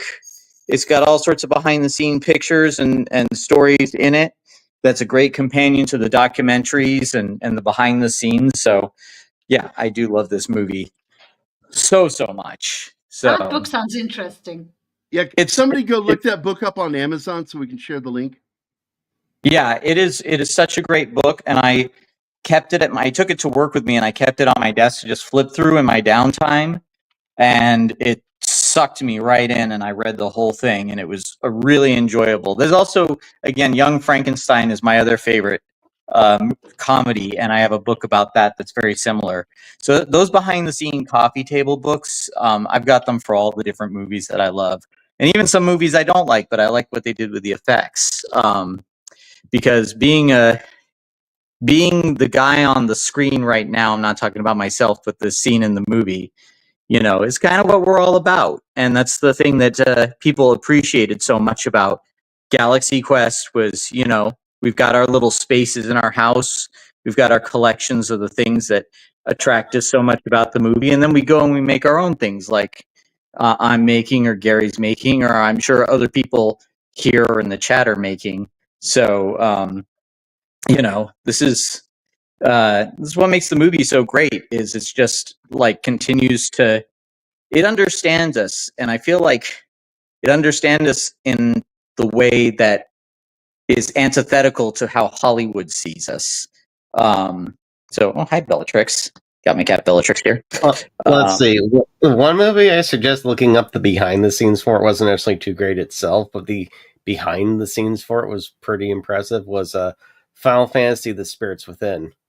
Like the amount of behind the scenes work for that movie was insane, and they detailed it a lot. It was really impressive. It's just the guy who's in charge of the movie didn't know how to write. So yeah, and that happens a lot. People put there's a speaking of coffee table books, my friend, his name is Neville Page. He's worked on everything, all the Star Trek movies you don't like, all the newer stuff. Prometheus, Avatar, he's worked with Spielberg, Cameron, Ridley Scott, all those people, but he's a brilliant artist. And he would never say so himself because he's friends with these people and he derives his living from them. But I always feel like he's kind of stuck in a rut. He does all sorts of personal projects that he wants to do. But anyway, it's a lot of creative people kind of get stuck on projects that it's their bread and butter, but it's not necessarily the choices they would be making.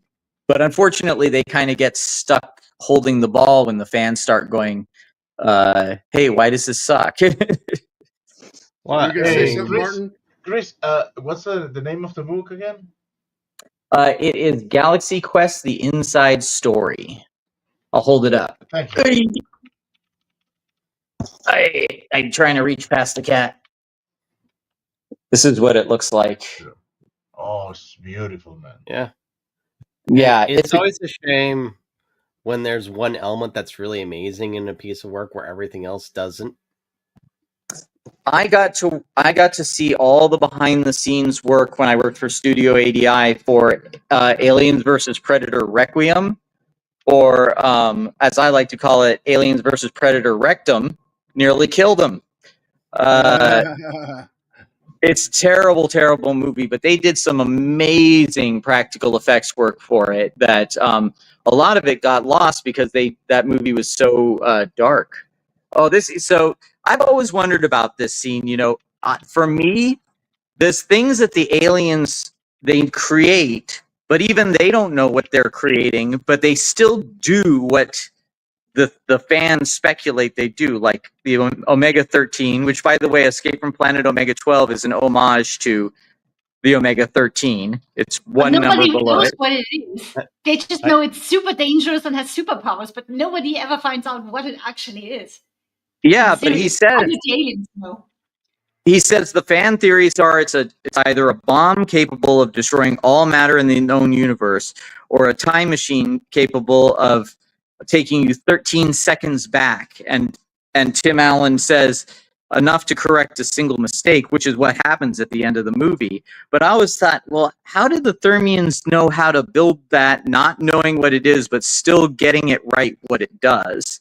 And so I always thought if there ever was a sequel, which Tim Allen really wanted, it would be that essentially their Gene Roddenberry, the person that created the show, was actually an alien that came to Earth and wrote about, technologies beyond Earth's understanding, and that it would be revealed that when they do like Galaxy Quest: The Next Generation or something, it'd be revealed that the Gene Roddenberry of that show is actually, not preparing of this world. I always My thought theory is that they Omega-13 somehow figured out how to make it work, like make an actual science work to this, building the ship and all that. They figured out the science, what Earthlings couldn't. So I think that's how. Go ahead, Chinatsky. I always thought the Omega-13 was something they just found. They had just named it the Omega-13 after the one in the series. Yeah, well, that was. It all comes together. Now, this is a great scene as well. I mean, again, there's this really sad scene where was it Krillic? What is his name? That gets shot. Yes. Yeah, that got essentially he was the character. Alan Rickman's character was just everything to him, and Alan Rickman didn't take his character seriously at all, and he didn't want to say the line. But then when he did, and of course there's this scene, but when he did, he realized what his character not only meant to that alien, but what his character truly meant to the fans for the first time, and why it mattered to them so much. And the fact that it wasn't just a sad death scene, it was a moment where he embraces his character and his role, where before he was always jealous that he wasn't the captain. Like when they open up the hatch and everyone goes, Commander Taggart has saved us, and he's just like, it's just not fair. But then he realizes what his role is and why it matters to so many people, and it's like this, he embraces it, and it becomes this beautiful moment. And Which is there's this moment too. Leonard Nimoy writing his book "I Am Not Spock," and then decades later writing "I Am Spock." Yep. Oh man, that's not right. Again. But this is one of the greatest character developments when Rickman realizes, or Dane, as his character's name is, realizes that he's the closest thing to a father that this kid ever had. Yeah. That's when he embraces his character, because he realizes, I may not be the hero who saves the day, because that has to be the captain, but I mean something to these people watching the shows. Well, this is something that I've always wanted to, these producers, these people that always go like, oh, fanboy tears and all this sort of thing, who never grew up with the property. To them, it was just a status symbol, and they take pleasure in wrecking it, and they think it's just a bunch of basement dwellers. No, I have spoken to so many people who grew up with Star Trek or Star Wars or whatever franchise. These are people that had cancer, who were living in homes where their parents were beating the shit out of them every night. and all they had that kept them going were characters from these shows, and these characters helped them shape the values and morals they needed to be well adjusted in spite of all the horrible things they went through in their childhood. And that's why these characters matter. So that's why when someone like Harrison Ford is like, oh yeah, I want to see, he's a grave robber, and it's interesting to see him broken and old. And it's like, you are shirking and not understanding the responsibility you were given, whether you wanted it or not, whether you saw it or not. You were given this responsibility of this character that means so much to so many people, and to just shunt it aside and act like it's nothing and meaningless is a slap in the face to everybody who survived horrible times in their lives because these characters gave them something that helped them orient themselves towards something better. So, that's all in Galaxy Quest. And look at Alan Rickman actually did such a great job of that moment of realization and the anger he feels to the person that, shot him down. It's for a silly comedy, it's heart-wrenching. You get a little tear in your eye. It's a dramedy. I wouldn't say it's a comedy. It's a dramedy. Yeah, you're right. And this scene too, the fact that it counts down to 0. It ends at 1. It always stops at 1. It always stops at 1. Yeah. The same with bombs. I mean, why would a bomb have a timer on it? But yeah, for movies, I guess. Yeah, because it's on the show, just like the chompy things when she's just like, screw that. She's like, why is this even here? He's like, it's here because it's on the show.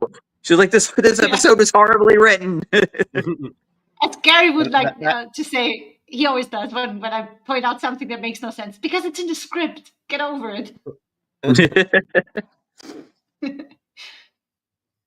Yeah, it's like when a character does something dumb, it's like, do you know why he did that?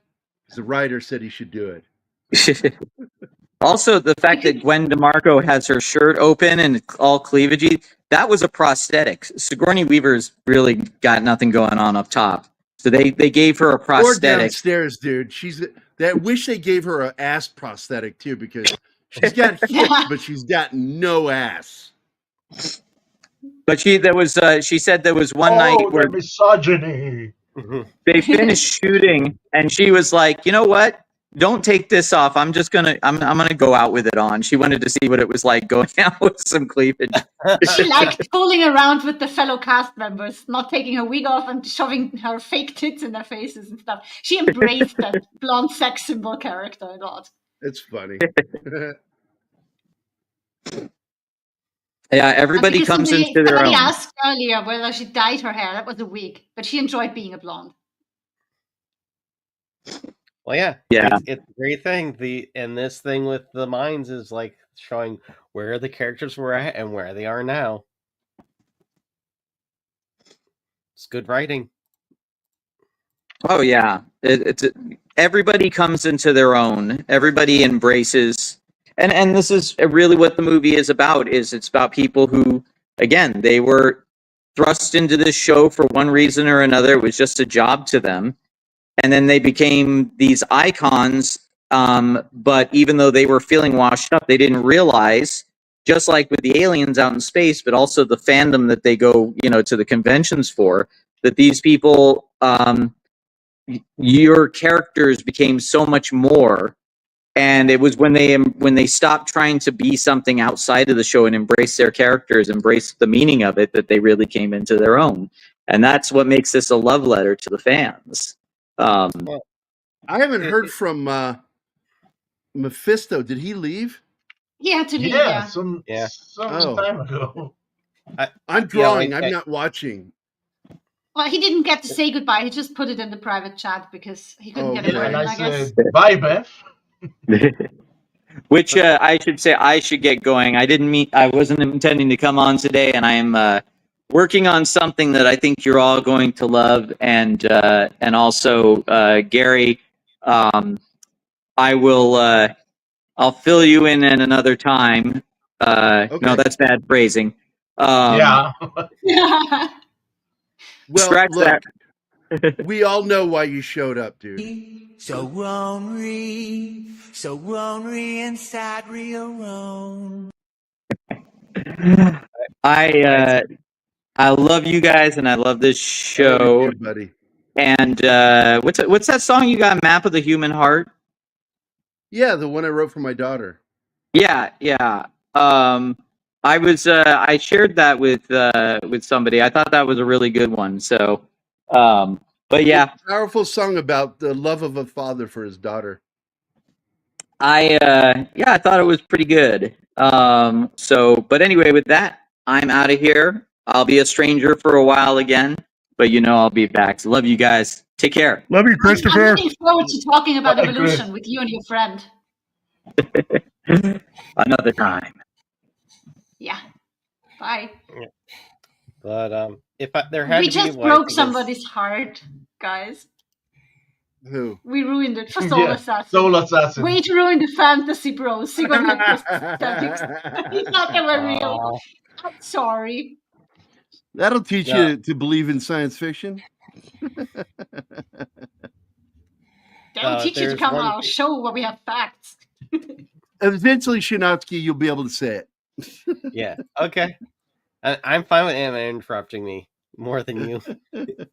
But no, if there's a thesis statement, I think for the entire movie, it's basically the movie is in essence about the importance of hope, and that's in the statement of the catchphrase for the entire thing, which is never give up, never surrender. It might as well be never lose hope, Yep. because Which the is hope for also a better future is what Captain makes Kirk. everything happen. It's also Captain Kirk because, as he said, I do not believe in the no-win scenario. Yeah, he fudged with the Kobayashi Maru test because he said, I'm not going to lose that. I know you're supposed to. I will find a way. What we learned about Kirk with Wrath of Khan, he doesn't believe in the no-win scenario, and you got to love that. And I think they recapture that same thing in this film with the that phrase, "Never retreat, never surrender." Never give up, never surrender. Same difference, but yeah, exactly. Well, Oh, you know yeah. You got a problem Hey. with that, Keith? Absolutely not. I was just going to say some of the props, for those of you that are really big fans of this film, many of the props from this film can be found at the Science Fiction Museum in Seattle. Which, including- by the way, has a Blade Runner police spinner. Yep. Hanging in the air, full size. It's fucking awesome. You can also find the full-size Nort, which I famously took a picture in front of. That's one of my favorite pictures. And they had just gotten rid of Captain Kirk's chair before I got up there. So, but you can see Mr. Spock's uniform, his tunic, in the actual it's Hall of Fame portion of the museum.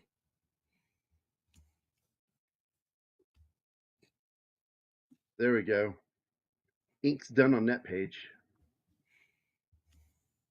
Now turn off the pencils.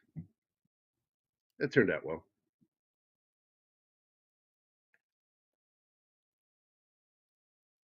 That is nice. Yep, and saucer separation scene because we didn't have enough Star Trek. Which is in there. very reminiscent of the Captain's Yacht from Star Trek. Yeah. Somebody brought that up in the chat, but it's actually something I've talked about before. That is Bill Buck, reminiscent I think. of the unused Captain's Yacht from Star Trek Next Gen. There you go. Well, Bill the said that. D had one too, but it's oval shaped. You are correct. It's a different shape. The oval on the bottom of the primary hull is the body, and then the saucer is the secondary hull. So it is on the bottom of the secondary hull, that oval, which was on the Enterprise, the original Enterprise.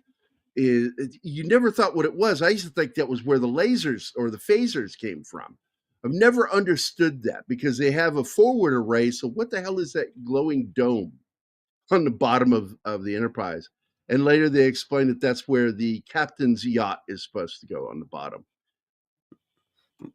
By the way, Cusco, I'd love to read the insurance claims for some of this. So what happened? Spaceship came on there and like bought and BTFO'd my car.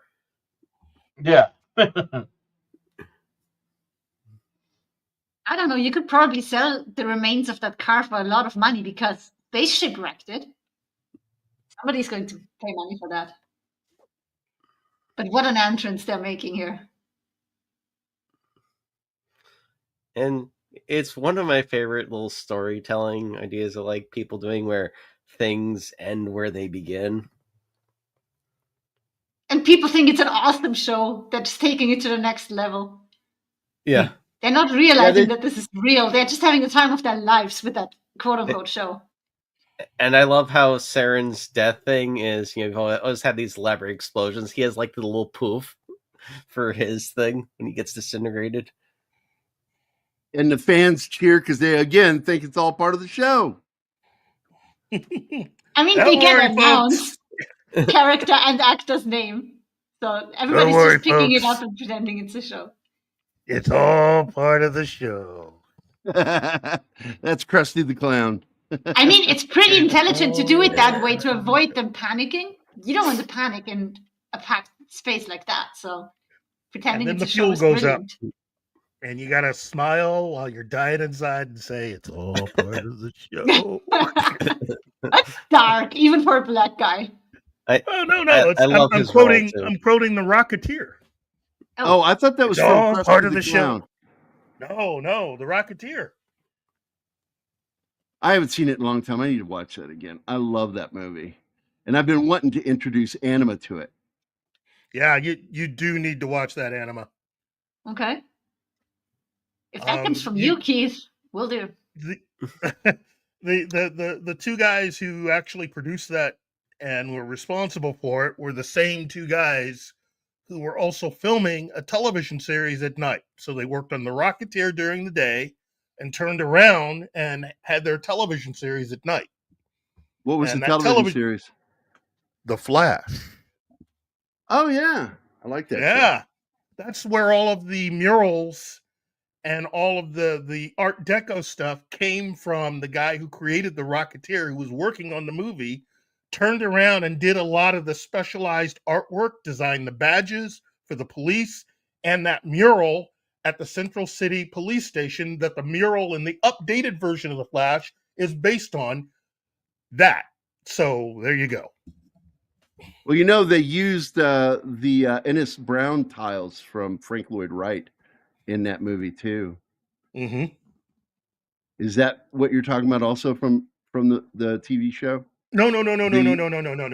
The artist who created The Rocketeer was working on the Rocketeer movie, okay? And he was doing some of the artwork that you see is from him, right? Well, he also turned around and created a lot of the posters that you would see randomly in episodes of the Flash television series. And he created a lot of Art Deco type murals on the walls, including the big Art Deco mural that they had at the Central City police station that the metal one in the Greg Berlanti version is based on. That's where they get it from. That big mural that they use in the Greg Berlanti version is based on the painted mural from the original television series that was actually done by the creator of The Rocketeer. Huh. Okay. So here's a question for you guys, and also you guys in chat. Favorite character in this movie? Who is it? No brainer for me, but I'm interested in what you guys think. Okay, for me it would be Tech Sergeant Chen. Oh, Who's supposed to be Asian. Well, they had him squint all the time, so it worked. On the show, yeah, he squinted all the time to make him look Asian. It's so racist. Hey, he was also stoned. That would make you squint. I'm with Bill. No, not with Bill. Somebody said it earlier. Rickman. Sir Alexander Dane is the one that you're referring to. Yeah. Alexander Dane is my favorite. Yep. Who oddly, in an alternate universe, played the sheriff of Nottingham. Yes, that's right. I used to be an actor. He has the greatest character growth, if you ask Third. me.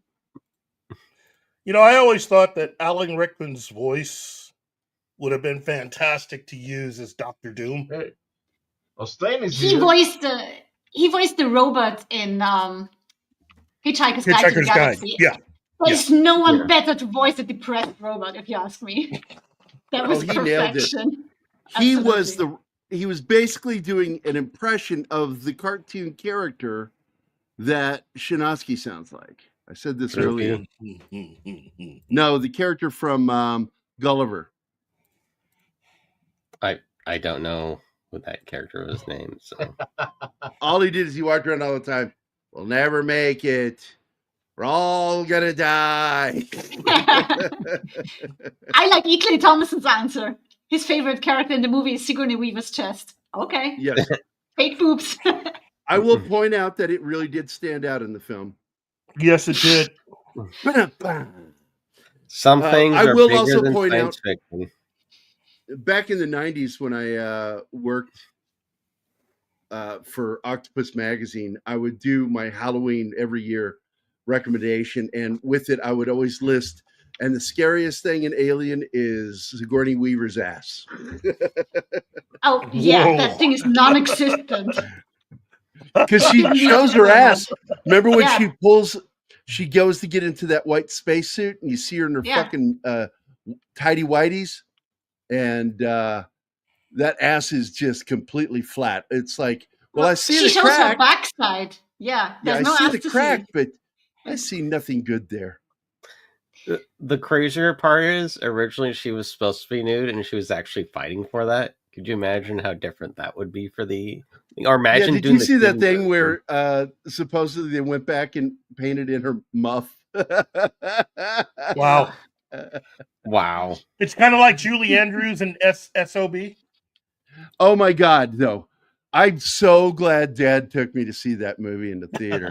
Seeing her tits was so exhilarating for me. That as a was, kid. I have to admit it, that was a moment for me. I went home and went over to my friend's house, and they were like, "What'd you do today?" I said, "I saw Mary Poppins' tits."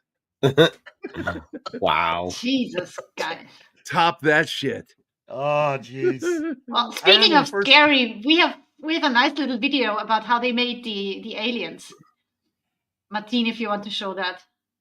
It's Yeah, at the make very sure top of the the private audio's not chat. on because I'm going to It's just assume music, that yeah. music's copywritten. Well, I'm It assuming is. it's copywritten. But all the facts and stuff is written in subtitles. It's the very You top don't of tell me private what to chat. do. If I want to share the audio, I will share the audio. I'm just asking you to do it because if I do it in this browser, we're going to have ads and they suck. So Okay. Yeah, a second. Just... Oh. Yeah. Here we go. Okay. So that's who that kid was. What? What are you talking about? Do you remember High School Musical? The No. High I School wish I Musical? could forget Yeah, it. the original High School Musical. The one made by Disney? Yes. Never heard of it. Okay. Corbin Bleu was one of the actors in High School Musical. And he played the young version of Tommy Weber in this movie. Daryl Mitchell's character. Okay. Oh, gonna press- You're expecting. I'm gonna press play here. Do it. Do it now.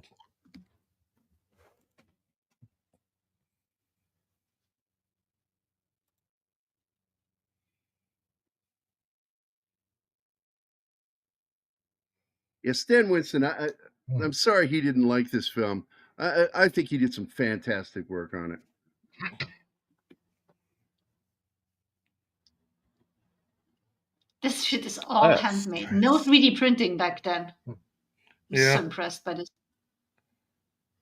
You could find the complete Saris costume at the Science Fiction Museum in Seattle. At least the Very last time I cool. was there. Damn. They're cute little Cthulhu creatures. Yeah, right. They are. I wouldn't use the word cute here, but Oh, they're adorable. Until they come for you. you have weird kinks, you guys.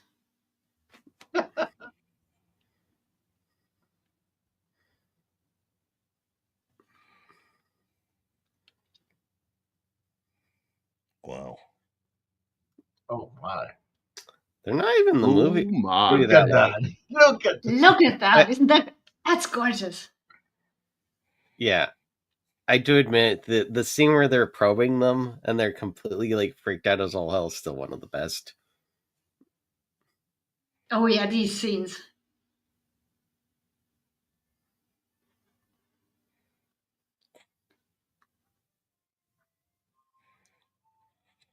Still better Yeah, than he would anything we've only seen. go on.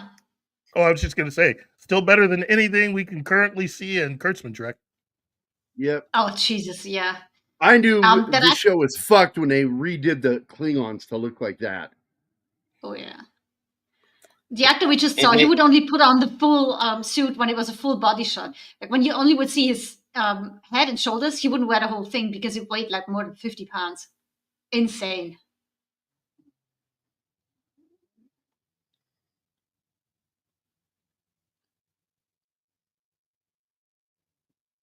They are scary. The non-children. Yeah. Nightmare fuel. Yeah, when they bring out the injured one, oh look, they're taking care of it, and then they just eat it. What the fuck? Yeah. You know what? All of this, still better than anything we saw in The Acolyte. Yep. What's really sad is we've basically, like, Stan Winston's gone. I mean, the type of talent that can do this type of stuff doesn't really exist anymore. Well, his son still runs it, and there's still, it's a really good school. You can see ads for it on Facebook if you want to try to attend that school. Bernie Wrightson? What about Bernie? He's listed as part of what they did for Galaxy Quest. What did he do? Well, it's in the credits. I mean, of the thing that we just showed, his name along with many others came up. Huh. I wonder what he did, because I didn't know he worked on that. Yeah, I was just going to say, I didn't know he worked on it. Yeah, I thought in the last 20 years, all he ever did was work with Steve Niles.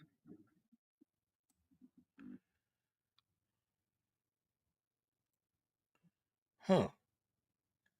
Let me see. Bernie Wrights. Galaxy Quest.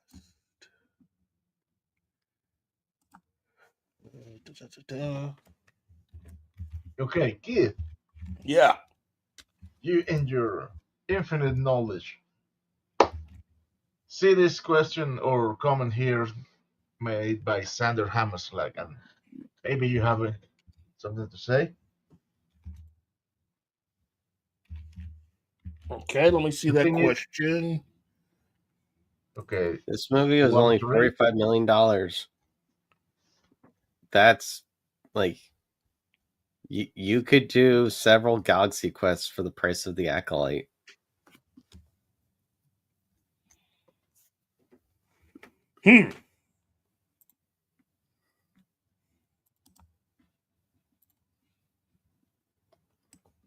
Wow. Really? What? I can't see because I'm drawing. What are we saying wow about? No, Keith? We don't know what Keith is being surprised of. No. I mean the how much this cost. $45 million budget. 35 million? 45. About 2.5 episodes of The Acolyte. Wow. That I did not know.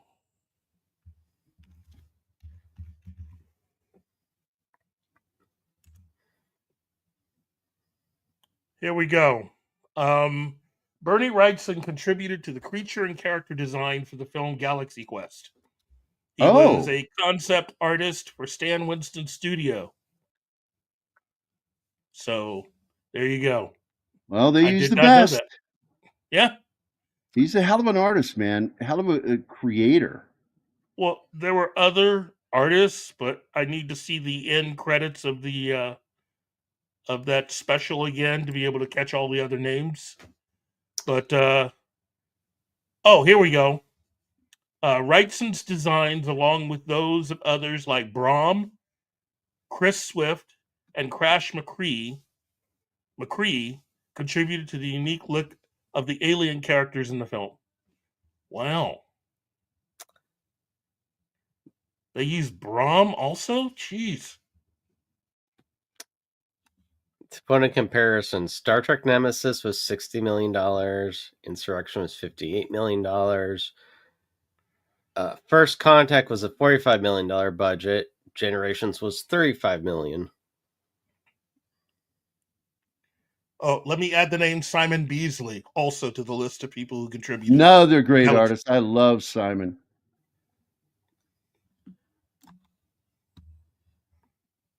Oh, wow. That is, see, now I did not know that.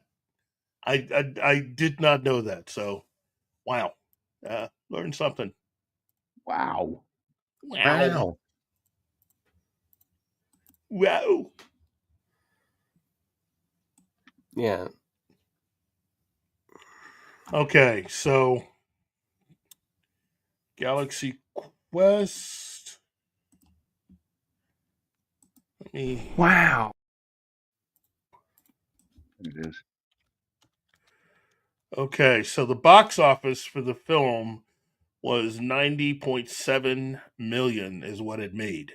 Yeah, it was 40 million to make, and they got double the budget back, and it proved the studio was wrong for doing what they did, which they released the film again without the finished effects and they didn't promote it very well, and it still made its money back.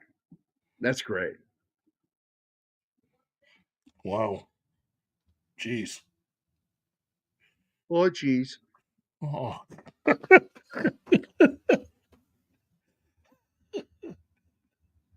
know you like making fun of the way I talk sometimes. So, well, it's just you say, "Oh, geez," like you're from Fargo. Oh, geez. Oh, I thought you'd say he says it like Butters. Ah, geez. Let's see. I like the way he talks.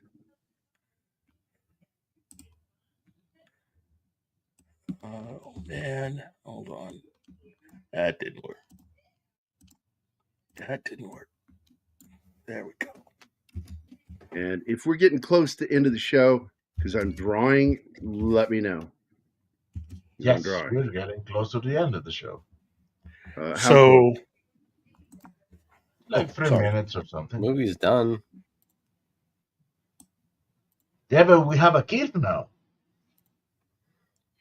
Yeah. Okay. What else do you want to say, Keith? Star Trek II: The Wrath of Khan had an $11 million budget. So compared to Galaxy Quest, wow. Yeah. Well, you got to remember that's 1981 dollars. Yeah. Yes.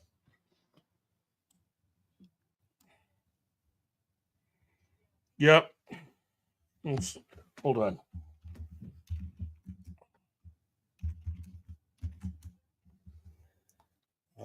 Hey, Mike. You should have been here. You still have time. Oh, there's always time. Let's see. Let's say Star Trek Generations had a $35 million budget. That's only a $5 million difference between that and Galaxy Quest. First Contact had... Oh, geez. Okay, here we go. Star Trek First Contact had a $45 million budget. Yep. Same budget as Galaxy Quest. Yep.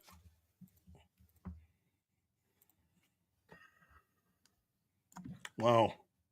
It's actually really impressive that of the next gen movies, the higher budget ones were actually the worst ones.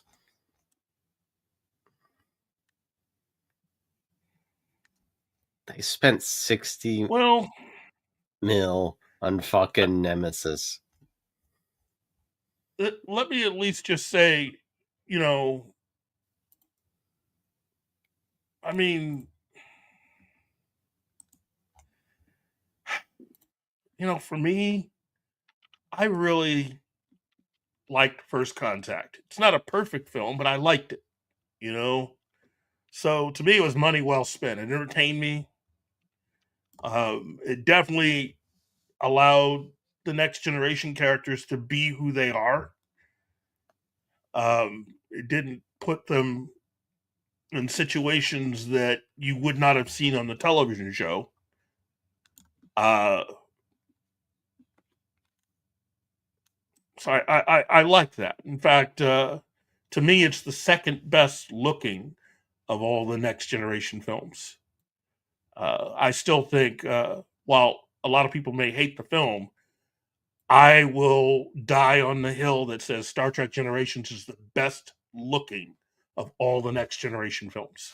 The cinematography on that is just freaking amazing. Just funny because it's the cheapest of them.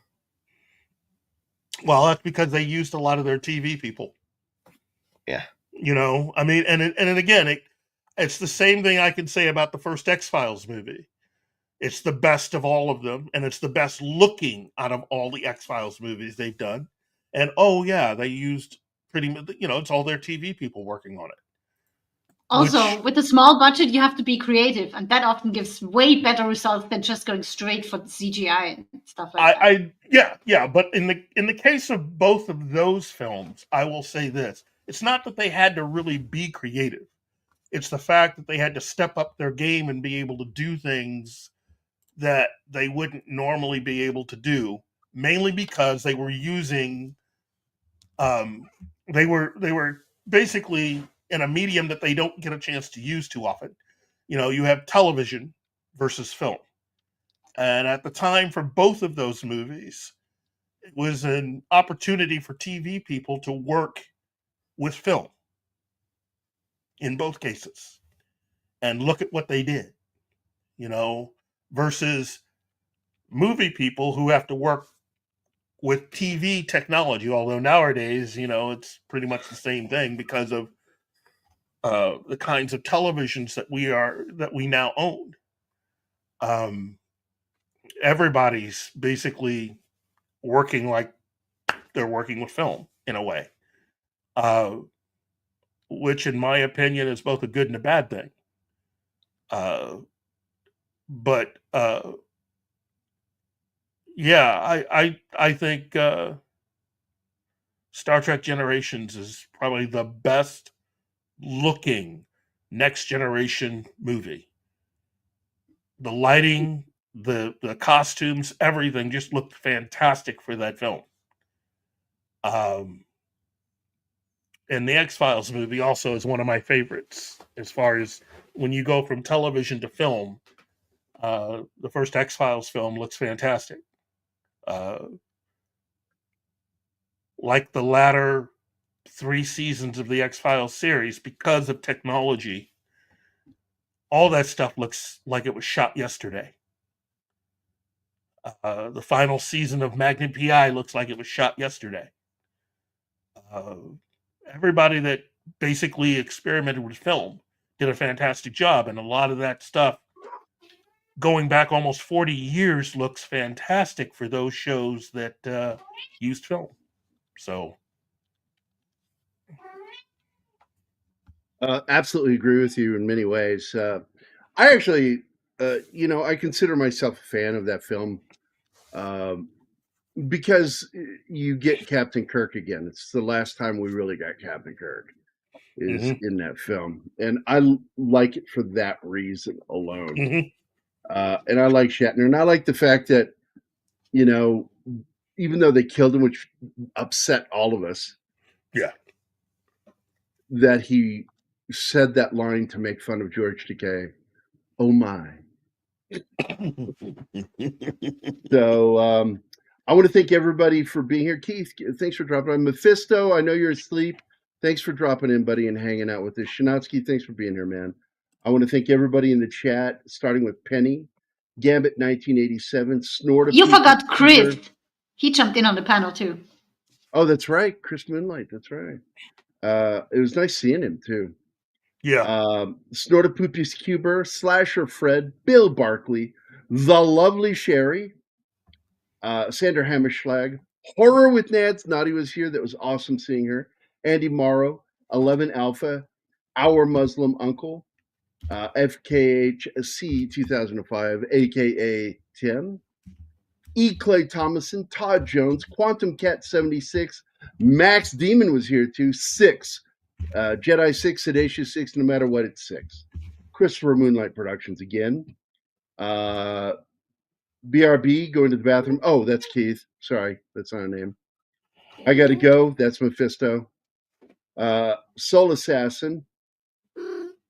Let's see. John Ostains was here. Hello. I didn't know Ostains was here. Damn it. Hi, John. He just jumped in to say hi. I don't think he stayed long. Or if he did, he was lurking. Hello, Field. The Comic Relief Crusader. Mikey was here. Jamie G. Voltaic Blood, what's up? Very late, dude. Voltaic Blood. So Jamie G, thanks a lot for popping in, guys. Toy Star Trek shorts are fantastic. Absolutely true. It is a reminder that they love Star Trek and the fans when they make those.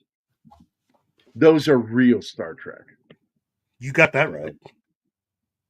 So, and I got weepy on some of it, especially when you see Spock on that mountaintop where Kirk died. I got emotional watching that. Well, when they flashed to him wearing the motion picture uniform.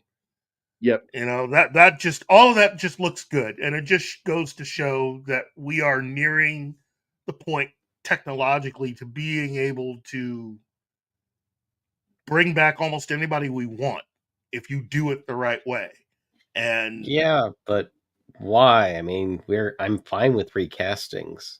That's why I've always thought was absurd was spending all this money. And I'm fine with moving the stories to another time period. Yeah, like I can accept someone else playing Kirk without it being William Shatner's weird digitized.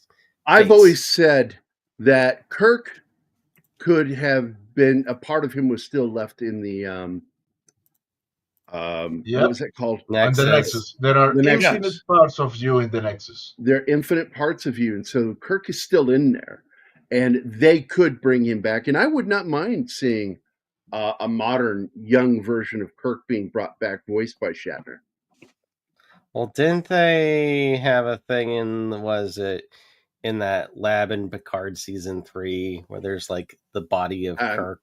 That's where the Otoy thing is part of. That's the reason why I'm not referencing just that one particular Otoy short film, Resurrections, Reunification. I'm sorry. You got to watch all of it. All of the first one to the last one. And absolutely agree that Kirk isn't dead. Shatner is still alive. But even when he's gone, I hope that he signed something for his family, because that's all he ever cared about. He's cared about his family. That they can continue doing Captain Kirk as long as the family approves. That's right. And they could use his likeness and use a digital version of him and have his voice created through, as we've seen, some really cool stuff using what they call AI. It's still computer generated, but I think that's neat. Paul McCartney is so Ronery. He wrote a song, "No More Ronery Nights." Wow. I think they should go ahead and do Planet of the Titans. I think they can do that now. I think we have the technology. Oh, yes, yeah. I think we could do that. It was going to be. That's what was originally going to be what Star Trek: The Motion Picture was. Yes. And I've always been curious on what they were going to do. But my response to you there, Tim, at first is this. How dare you! The impudence! The audacity! The unmitigated gall! And then this. I'm so lonely, so lonely inside real alone. See, my fear what potentially can happen with this technology is they decide to go back and fix things in old shows. Yeah, they don't. They should never tamper. Do not pull a George Lucas, Steven Spielberg. No, Leave the shows alone. Now, I was okay when they went in and did a good CG version of the original Enterprise and redid the effects for the big release. But I'm going to tell you that they lost so much money on, or spent so much money, they still haven't recouped it, which is why they only did Next Generation Next, and they're not going to do any other Star Treks. Which is sad. Because they still not turned a profit financially from the money spent on doing that, which blows my mind. Have you seen some of that test stuff, Gary, that they've been posting? There are fans that are doing 4K or better restorations of they're taking the DS9. original high quality footage and they're upgrading it and using AI to do it. The and DS9 battle footage is amazing. I mean, geez, but I look at it this way. I know that there are people out there that are not fans of Shatner, and that's fine. But speaking as an OG Star Trek fan, I just got to say, Shatner is still the man. And until you can actually find people that, first of all, know Star Trek and can write Star Trek, Shatner is still a good choice, because that shows you how bad off things are. I love Chris Pine. Do not get me wrong. And I think Shatner likes Chris Pine. That is a version of Kirk. That is not. Well, he did the show, that documentary, The Captains. Yeah. And he did. It's clear he took a shine to this kid, because the kid gets it. Chris Pine understood what he was doing. He understood Captain Kirk as a character. But the way they write the character in the JJ verse, though, is basically what you have is you had one Star Trek fan who was outvoted by 4 other people working and that were in charge of that film. So, yeah, you got a lot of Star Trek stuff within it. But you have to also understand that fan, who is now sadly passed away, Robert Orci, fought real hard to get as much Star Trek to be a part of these movies as possible. Everybody else is a dedicated Star Wars fan. Now, I'm going to do something here real quick. I can't show it very long. I'm going to do it without audio. But I'm going to show you the Sacrifice of Angels battle from Star Trek DS9, upgraded by fan to 4K. And I'm telling you, it's fucking incredible to see. Yep. And I'll share the link with you first. Copy video URL. Here you go. If you want to watch this in 4K, there it is. So I'm going to share my screen, present. I'm presenting. Now I'm presenting. I see nothing. Did you see me presenting? Did anybody see me presenting? No. Oh, well. I Sorry. need to see you presenting, I did present. Oh, all right, here we go. This is what Keith is talking about. Watch this shit.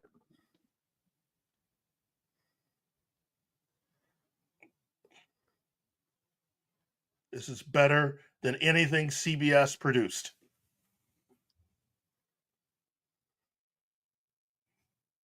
Look at the quality and the clear lines on this. Oh, jeez. Star Trek by people who knew what they were doing. Garrick is in the scene too, by the way. Mm-hmm. Hey, we have a super chat from RRTNS. There he is. There's Garrick. People who think GQ is the best Trek film clearly haven't seen Wrath of Khan. It's the Chuck Norris of Trek movies. That's a good statement. The best on every level. I will never argue with you, because I've said, now Keith doesn't agree with me, but I've always said that I considered Galaxy Quest the second best Star Trek film, only by Wrath of Khan. But Keith and I see his point. Says that Undiscovered Country is number 2 and number 3 is Galaxy Quest.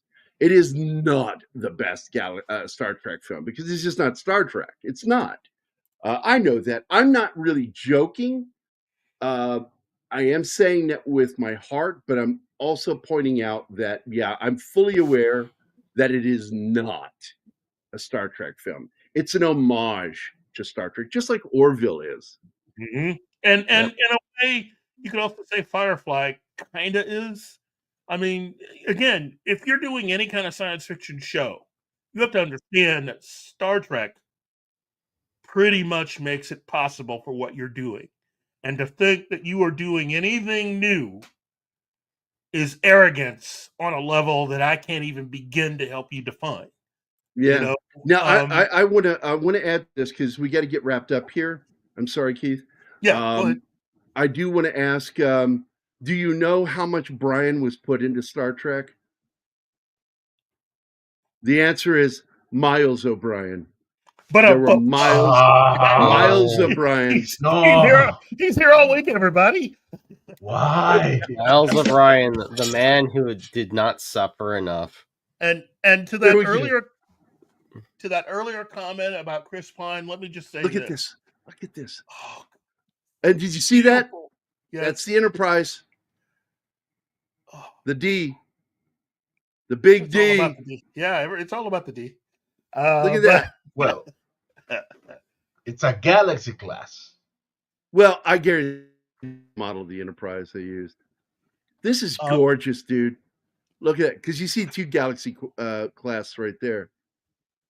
And think about all the I like the Nebula class is my favorite because it's the one that looks like the next generation version of the Reliant. Yeah. It's got the nacelles underneath the saucer. I could love that. Think about all the money they burned making all those episodes of Discovery and Strange New Weird, and the fact that, you know, they got it looking cinematic and yet it's empty as F. It's just empty. And look at all the assets in this fucking picture here. Oh, geez. This frame. Look at the assets in here. I know they're repeats showing the are these Cardassian ships down here or yeah. Yes. Yeah. Okay. So you got all these Cardassian ships, which I think are just repeats. They're all repeats of the same shot. Same thing for all these up here. So let's look at that as just simply one good shot of their ship. But all this other stuff going on here are different assets. It's just gorgeous the way they did this. The Defiant kicking A. Look at that. The sparks trailing. Holy shit, look at that. Look at the sparks trailing here off that explosion. That's so fucking gorgeous. Oh, jeez. And if fans can do this, what's Paramount's excuse? My problem with Paramount CBS is they pay way too much money for the wrong fucking people. Disney does the same shit with Star Wars when they did the Luke Skywalker scene. It was so badly done. And then a guy that works for Corridor Crew fucking beats them at doing it correctly. And the one smart move they did, they hired him. Yep. And have you seen the footage they did with Tron Legacy, where they I am just blown away by this new one. But what are you talking about with Bridges? Yeah, they redid Jeff Bridges' face. Oh wait, nobody told me about this. Yeah, really? You can find that on YouTube. A fan did it. Yeah, a fan did it. And it's like, wow, that's night and freaking day. That looks way better than what they had originally done when they put the movie out. So, because I did love the movie. I love Legacy, but hated that scene. CGI face. Okay, I'm just doing that one. Tron Legacy, Jeff Bridges, CGI face. Should I put fixed? Yeah. Oh, here it is. No, I found it. It's deep fake. Okay, here we go. I'm going to have to mute it. Well, it's automatically muted. So let me do this thing. What do they call it? Present again? I got to present. Let's see. Oh, fuck you. Yeah, it's one of the things they don't soon understand is that the face is the hardest thing to get right because we're inherently wired to It know is any and called the everything wrong with uncanny valley, and it's so important to pay attention to that, because why bother if the uncanny valley is too obvious? I can't really fault the people that worked on this film too much, because again, that technology was still kind of new. But nowadays, you got no reason. There are no excuses. Okay, let me. Wow. The right hand side, the left hand is the one that was used in Disney Mm-hmm. by Disney. The right hand side is, oh wow, that is so much better. Oh, It's not jeez. perfect, but Yeah, it it's looks not so perfect. much better. Oh man.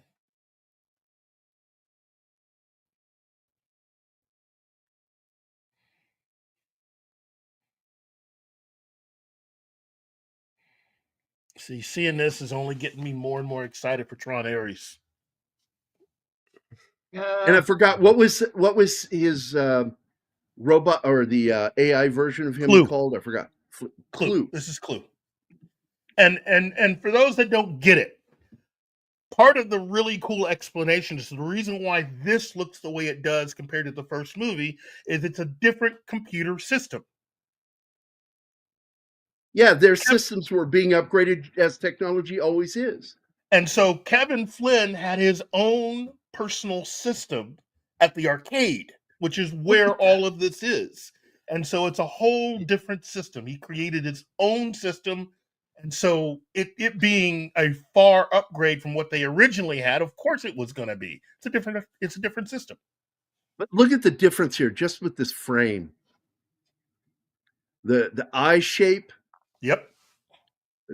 Better frown lines on the face. Mm-hmm. Much better, cleaner nose, more realistic nose. Yeah. The mouth, that mouth looks so fake.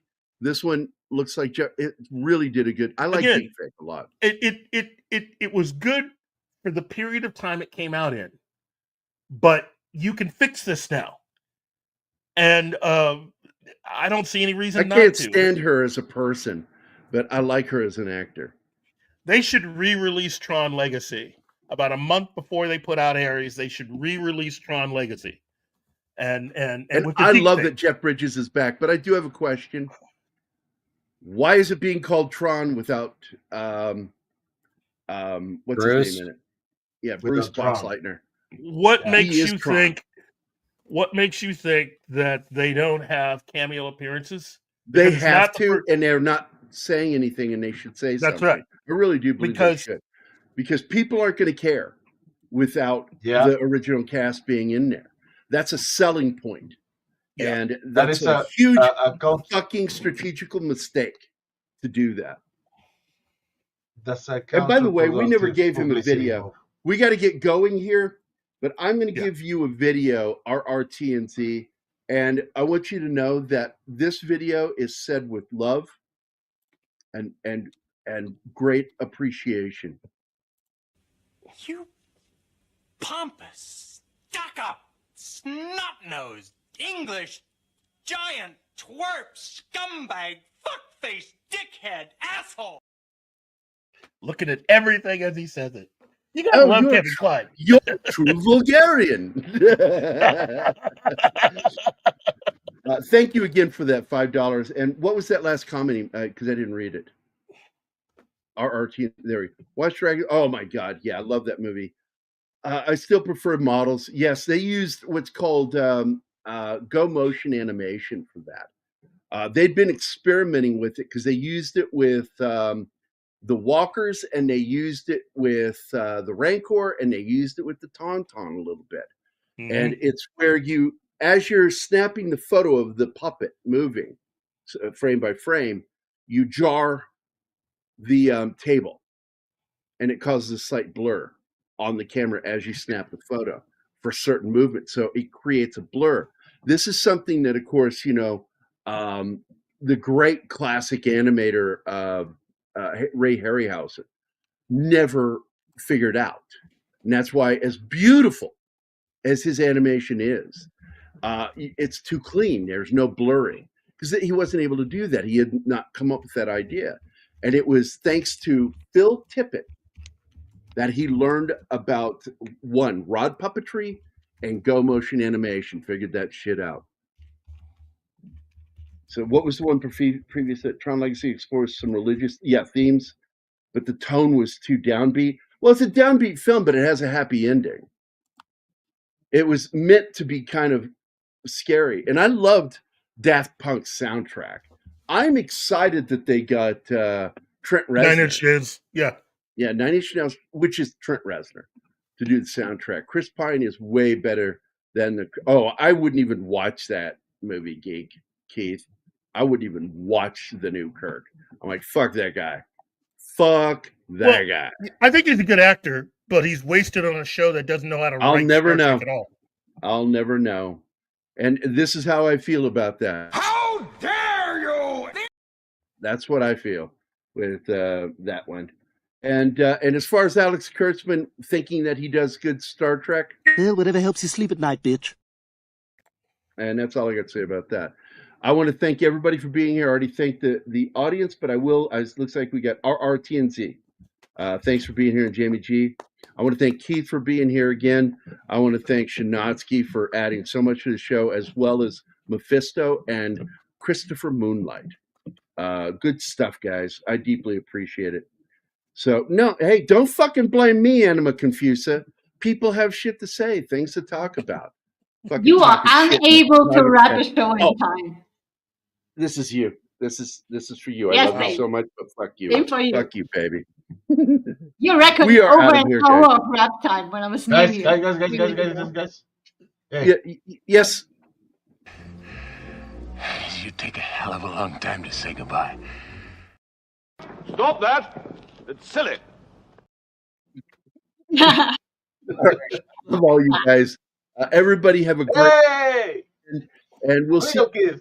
Monday, because we're going to be doing a film that Keith likes and I like a lot, and it is military themed, The Losers.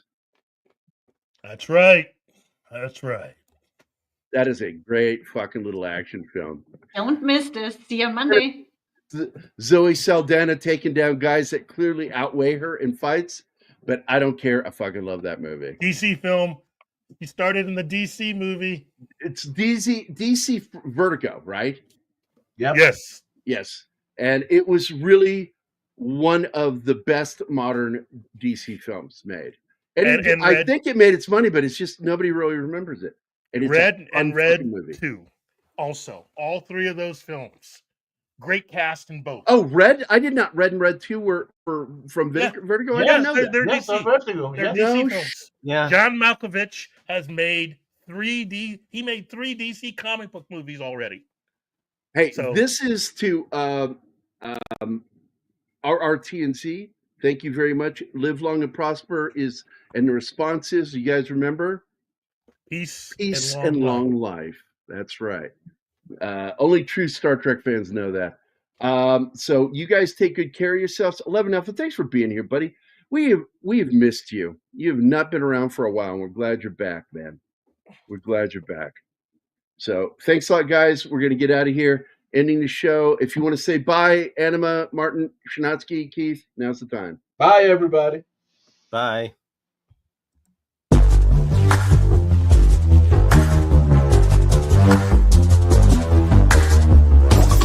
Anima was late. She got them to the gate. Couldn't tell why. She couldn't say goodbye. Anima. Confusa. Anima. Confusa. Baby. She's a lady. Thank God for that, because it would be really weird.